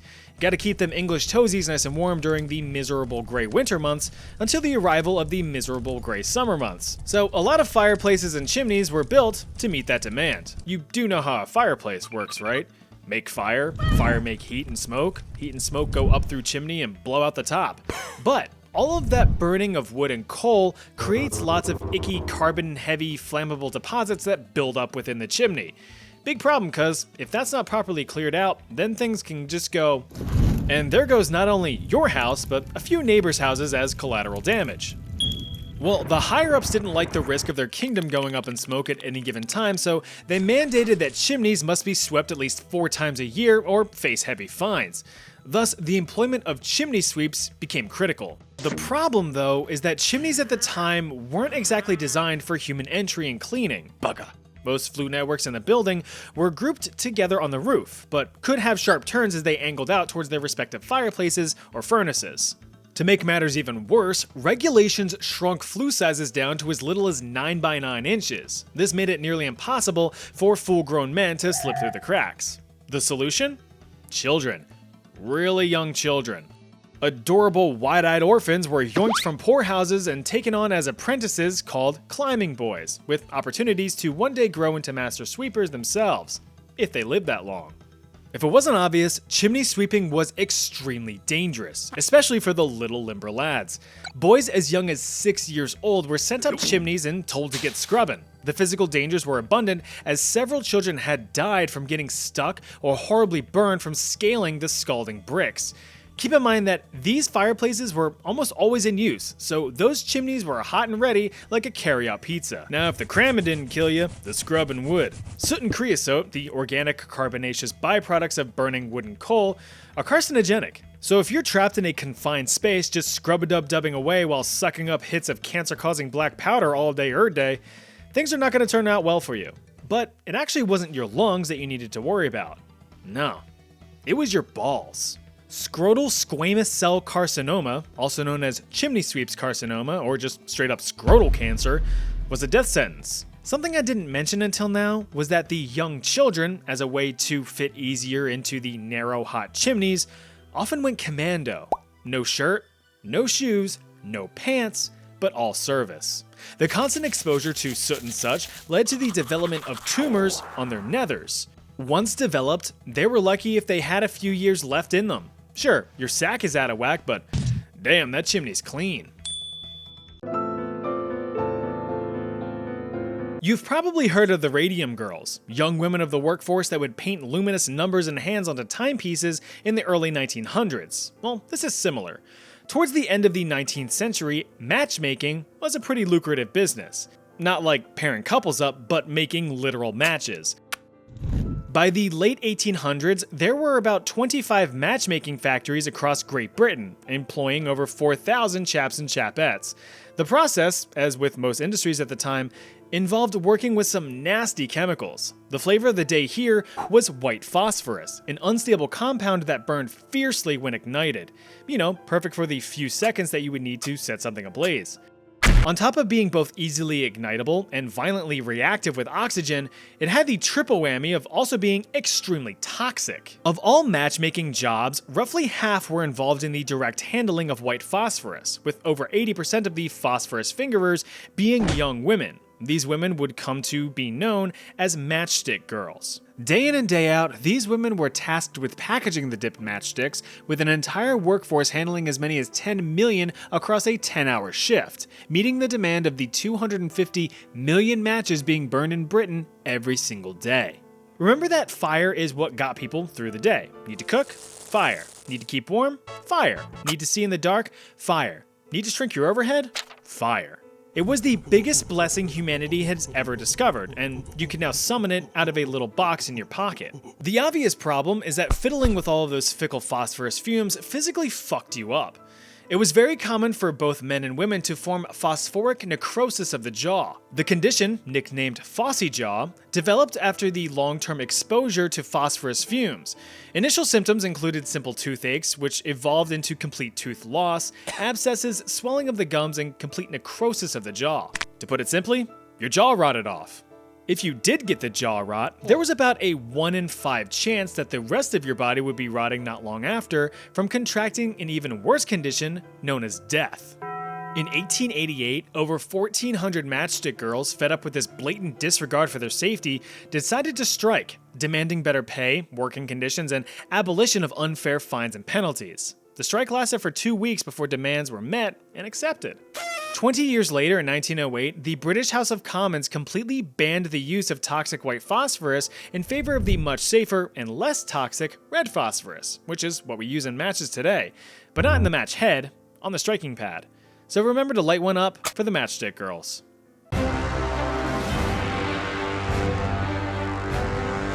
If you think your job's exhausting, try hauling an entire freaking ship up a river with your bros. These are burlaks, or barge haulers. They hauled barges.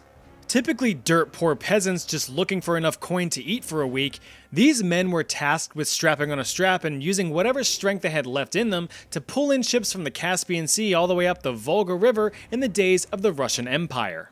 Since ship traffic was near constant thanks to strong trade, burlaks were in high demand to carefully guide the vessels up the Volga. But why couldn't the ships just sail up the river, you might ask? Because the Volga flows outward towards the Caspian Sea, and there were rarely favorable winds to propel a ship up the river, lest you risk beaching your entire ship on the banks.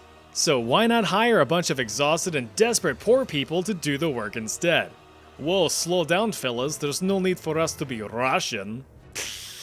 Depending on the load size, burlak groups could range from just a few men up to 150 fellas pulling a single ship. But there was a moment of respite for these workers. See, one advantage to working in the Russian Empire was the cold winters. Can't exactly move ships upstream when the waterways are completely frozen over. So burlaks were seasonal, working dawn until dusk, thaw till frost. But since the combination of being poor and not working meant certain death, the men would pick up odd jobs in the winter to barely scrape by.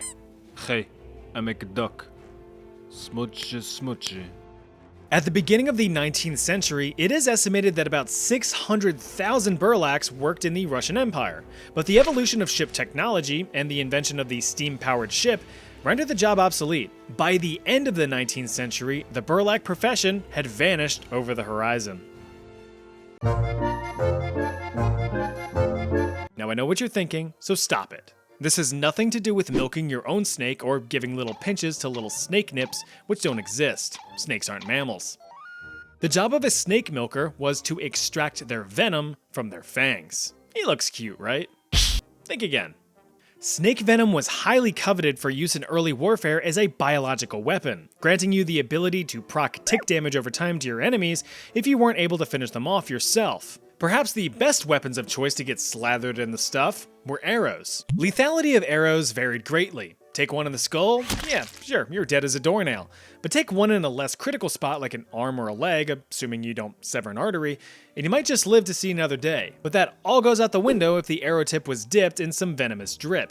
Quite a few civilizations have been noted for using envenomed or poisoned arrows throughout history. You've got the Khoisan people of southern Africa who have been using poisoned arrows for thousands of years in hunting large prey, and the Harmatilians who used viper venom against an invading Alexander the Great. But no army employed the use of snake venom better than the Scythians. Also duking it out against Alexander the Great, the Scythians developed their own iconic poison for warfare, combining not only viper venom, but also putrefied human blood and excrement. Even minor scrapes from their weapons were lethal. So on top of dealing with being envenomed, you also dealt with the horrors of gangrene and tetanus. So with all that said and done, yeah, snake milkers. Like I said, it was their job to wrangle and wrestle up enough snakes to meet the demand of entire armies. But luckily, this wasn't a time for catch and release practices. Kill the snakes, take their venom. That's the job. Of course, that is easier said than done. By nature, snakes are shy little fellas and pretty hard to find. Chances are you get struck before you even noticed one. One catch of their fangs is enough for it to be game over. Snake milkers were considered lucky if they even managed to survive a single round of collecting. I think it's time for a quick science lesson. Venoms can be sorted into three main types: neurotoxic, hemotoxic, cytotoxic, yikes. Neurotoxins strike and destroy all your nerves. You're agonized and paralyzed as you can observe. Hemotoxins target all your healthy blood, thinning down or clotting up, so now you're done for, bud. Cytotoxins focus on killing all your cells, so you can probably guess that you won't be doing well. Just avoid snakes and you'll be doing fine. I know you fellas and fellettes just love a good rhyme. So to close this chapter out, yes, snake milkers still exist nowadays, though only for medical research and developing antivenom rather than biological warfare. Or so we think. Imagine getting ready to charge onto a battlefield to either invade a country or defend your own. You see your fellow soldiers gearing up for battle with their trusty firearms, and you're given a drum. Ugh. I gotta fight. Drummers, believe it or not, were a critical part of warfare in the days of yore. Since there were no such things as radios or more instantaneous methods of communication, drummer boys were employed and trained to maintain order on the battlefield, signaling commands, attacks, retreats, and everything in between. Peaking in popularity during the American Civil War, drummer boys were typically in their teenage years or young adulthood, though some more famous drummer boys were much younger. Little Charlie King of the Union Army died in battle at the age of just 13, being the youngest casualty in the Battle of Antietam. Itty bitty Johnny Clem ran away from home and was taken in by the Union Army as a drummer boy at the ripe old age of 9. Just a few years later, the little fella fought in the Battle of Chickamauga in 1863 at the age of 12, where he shot and killed a Confederate soldier. What you gonna do? Shoot? He was promoted to sergeant, eventually retiring from the United States Army in 1915 as a brigadier general. But that's a rare occurrence. In reality, it would have gone more like this. Despite what people may think, drummer boys did not lead troops into battle. That would be stupid. Instead, they would relay commands from behind soldier lines, though they were still known to be valuable targets. If you break the communication line, you break down the army. Outside of combat, drummer boys had a wealth of other responsibilities, such as carrying messages between units, assisting battlefield surgeons with amputations, carting the wounded up the field, fetching supplies, or burying the dead. They very rarely carried weapons of their own, so if they had to defend themselves in the heat of battle, they were pretty shit out of luck. If you wanted to be one of the most influential people in all of England but don't have a drop of royal blood in you, you'd want to squeeze into the role of the groom of the stool, a job requiring you to get up real close and personal with the king or queen at the time. Look, we all have to go once or 12 times a day, so someone as prestigious and important as the king is gonna need help doing so. I mean, imagine feeling the sudden urge to blow out your britches, but you have to fight through said britches to accomplish the mission.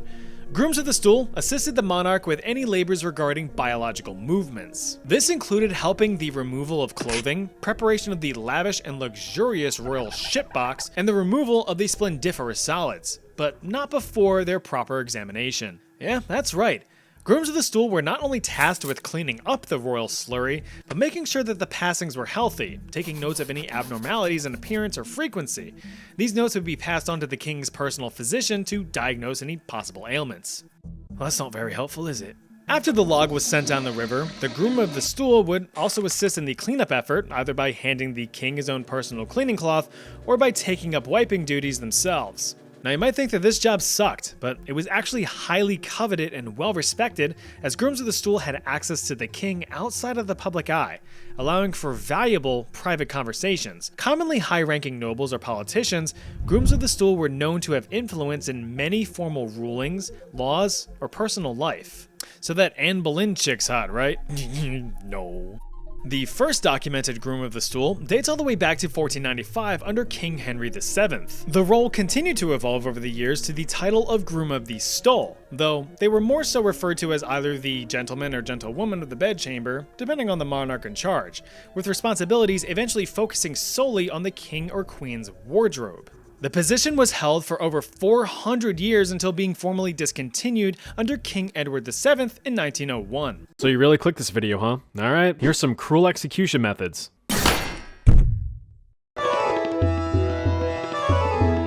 Ever had like a hot burrito or something, and you take a bite and you're like, ow, this is hot.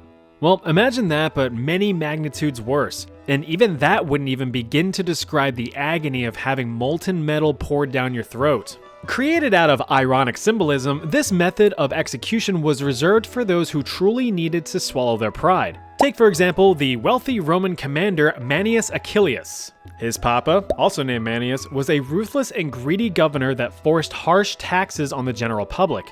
Well, like father, like son, said the people, fully expecting Manius Jr. to become a greedy butthole himself. That's one heck of an assumption to make, but condemning people to death for fun was kind of the thing to do in ancient Rome. After suffering defeat at the hands of Anatolian ruler Mithridates the Great during the First Mithridatic War in the year 89 BC, Manius was captured and eventually executed. When picking a suitable method to send Manius into the Great Bed Bath & Beyond, he really decided to go for the gold. Yeah, he just dumped melted metal down Manius's food hole as a testament to his greed and thirst for power. So what the heck does ingesting molten metal do to the human body? Not good things. Not good things at all. Molten gold sits at around 1000 degrees Celsius, so the instant that the metal contacts the flesh, it will instantly vaporize any inherent moisture into steam. In doing so, the metal will cool and harden, essentially creating a big metal plug in your throat, causing suffocation. Now here's a science lesson for you today. Science lesson!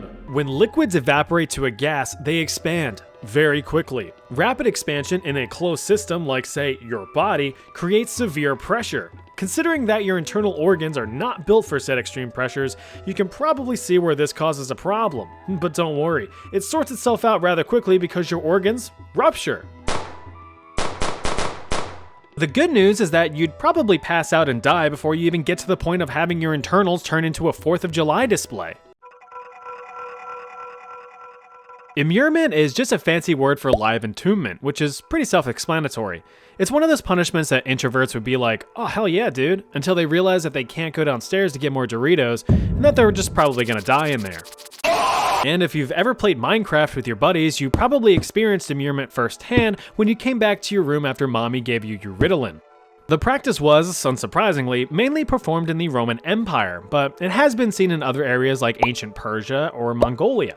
Man, who do they put in charge of coming up with all these execution ideas? I love my job. This signature send-off method was usually reserved for virgin priestesses who were found guilty of breaking their chastity vows by getting on their knees and praying on some dong. However, there is historical evidence to suggest that it was used in other ways too, like mass entombment for prisoners of war, a punishment for thieves, or even just silly self-sacrificing fellers who voluntarily walled themselves in for religious purposes. Or just because they don't like people. Yeah, fuck off! So yeah, all those poor unfortunate souls would be sealed in a room no bigger than a New York apartment, while the lucky ones were placed in something a little bit more reasonable. Being completely sealed in means there's no light, no sound, or fresh air. So don't Dutch oven yourself. Damn it! Being isolated, you're just left to lose your goddamn mind in complete darkness and silence as your body wastes away from starvation and dehydration. Unless, of course, you accidentally trip over a rock and whack your melon on the stone wall. Trees are pretty useful. They convert carbon dioxide into oxygen, can be used for building materials, and can even help you execute your enemies. Oh, you didn't know that last one? Well, let me explain. Sure, you could convert your enemies to a cool wind chime on a tree, but why not go all out? That's what Roman Emperor Aurelian thought, at least. Being emperor and all, Aurelian was a bit of a control freak. He demanded only the finest behavior from his numerous army soldiers. That being the case, any thoughts of drinking, gambling, stealing, pillaging, and, all the stuff soldiers typically did were tossed out the window. Every man was expected to be in tip-top shape with their armor polished and their weapons sharp at a moment's notice. So it was just an army of a bunch of lame straight-edge dorks. Bit of a buzzkill, right? Those who refused to follow such protocols were setting themselves up for some severe punishment, and not even the kind that some people would find fun. Except this guy. For example, one soldier decided to have a fellow soldier's wife polish his spear in private. But the spear was his wiener, and in Aurelian's all-seeing perverted eyes, that's a big no-no, and now he had to make a choice. How was he going to make an example of this man to his fellow soldiers? Well, any good leader is resourceful, so why not harness the power of Mother Nature to do the trick? Oh look, 2 trees. What are you gonna do with those? Tie me to each one and have them rip me apart? That is what he's gonna do. As a reasonable punishment, the soldier had his limbs strapped to 2 young trees, which were forced into a bent, crossed position. Once released, the spry, springy saplings did a solid conversion of potential energy to kinetic energy, ripping the soldier in two and giving visual confirmation that a lesson had been learned. Hey, what's cooking? Oh, it's me. Well, I must have been a bad boy, because getting boiled alive was generally reserved for those who were guilty of murder. But the only thing I'm guilty of is killing some brewskis, am I right, fellas? Okay. Used in medieval Europe as far back as 1392, boiling alive was the choice punishment for other crimes as well. Treason, forgery, counterfeiting, thievery, grape without the G, swindling, you name it. Even the Japanese were on the hot topic of boiling their criminals. Legendary thief and Robin Hood equivalent Ishikawa Goemon was boiled alive with his son in 1594 after they tried to assassinate a warlord. I mean, what did you think would happen? Even though it's pretty straightforward, humans have found different ways to make boiling someone alive more entertaining. For instance, what liquid is being used? Water's great and all, but that's as boring as it gets. So instead, use something with a little more oomph, like oil or tar. Now here's another quick science lesson. Another science lesson! Water, as I'm sure you know, boils at 100 degrees Celsius. Sorry fellow Americans, we're working with metric today, but you'll still get the point. Once a liquid reaches a boiling point, the liquid cannot physically get any hotter in normal atmospheric conditions, so it vaporizes to a gas. So in a sense, you hit a limit of pain able to be inflicted on your victim. No need to worry though, because you can always upgrade your cauldron juice. You see, oil has an average boiling point of 200 degrees Celsius, and tar can get up to 500 degrees. And when it's that hot, you'll easily be able to melt skin right off your victim like some tender baby back ribs from Chili's. Another way you can get creative is how you want to boil your prisoner. Want to just huck them in, slowly lower them, or how about you just have them sit in there as it heats up? You know, there's definitely a small window in there where it actually feels nice for a bit, then the boiling happens. And that can get pretty hard to watch. Hey, do you think we should— Hold up. Let them cook. Now here's where we get down to the real gruesome stuff, but this time the Romans are left to the wayside. Now we swing our attention to the Norse, you know, like the Vikings. They were pretty tame people, right? Right, from around the year 800 to 1100 in Northern Europe, the Vikings were adamant explorers that would often pick fights with people that they thought they could conquer. Which was pretty much everyone, even themselves. They raided and pillaged and plundered in the name of their many gods under the polytheistic Old Norse paganism. Although a relatively barbaric and fierce warrior people, the Vikings did have laws to abide by. Insults and petty crimes were punishable by humiliations like public tarring and feathering, but the heavier the crime, the heavier the punishment. Cheat on your spouse? Lose a limb. Stole from a neighbor? Now you're their slave. Caught in a lie? Well, time to carry around hot burning coals for a while. All is well and good, but no punishment was as severe as the Blood Eagle. Being an execution, of course the goal is death, but might as well make it as agonizing as possible to really send a message like, hey, don't do bad things. This could be you. Although it was rarely performed, the Blood Eagle went like this.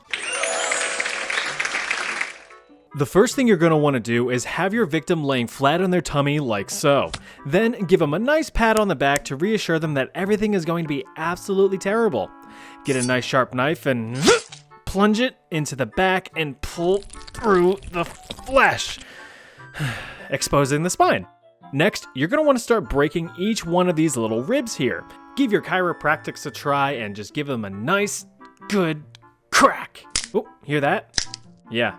That's what we're looking for. Now, just bloom those nice ribs out like a fresh flower. As a finishing touch, grab both lungs, don't worry, he won't be needing them, and rip them out so they loosely resemble wings. And there you have it, one Blood Eagle. Please subscribe. Oh boy, scaphism, also called the boats. This was by no means a pleasure cruise. Imagine you're on a nice relaxing fishing trip with your dad. You're having a good time, he's having a beer, you're getting a few nibbles here and there, he's having another beer, you're excited about what kind of fish you might catch to make your old man proud, he's on his 10th beer, and then you start to realize something. Your dad couldn't be there because your parents had a messy divorce decades ago and he didn't get any visitation rights because of his extreme alcoholism. After that, you never saw him again until you buried him. You're alone in this boat. How long's it been? Days? Must be. You look down and you see your body in ruin. Open sores with flies and rats tearing at your flesh. You're festering in your own filth, and the infection is spreading. You can't even feel it anymore. You can't feel anything anymore. Except that sun, that hot sun. Baking. Broiling. You look to the sky once more and there, you see him again. You want to reach out, but your hands are restrained. I'm ready, you say, with all the strength you have left. Hi, ready, he says. I'm Dad. That's kind of what it was like to experience scaphism. Even without a tragic backstory, it was a pretty painful experience. Developed by the Persians around 500 BC, a victim sentenced to the boats would be tied down facing up in a boat. Sometimes there would even be a second boat placed on top, sealing the victim's body except for their head, hands, and feet, which were tied down. The victim would be force-fed and covered in honey and moo juice until they vomited from their front hole and their back hole. The boat would be cast adrift in a pond and left out in the sunlight. Over time, the foul odors attracted swarms of insects and rodents that would feast on the victim for days. The victim eventually passes away from infection, blood loss, dehydration, or starvation. One account had a soldier survive 17 days before finally succumbing to his wounds. Brutal.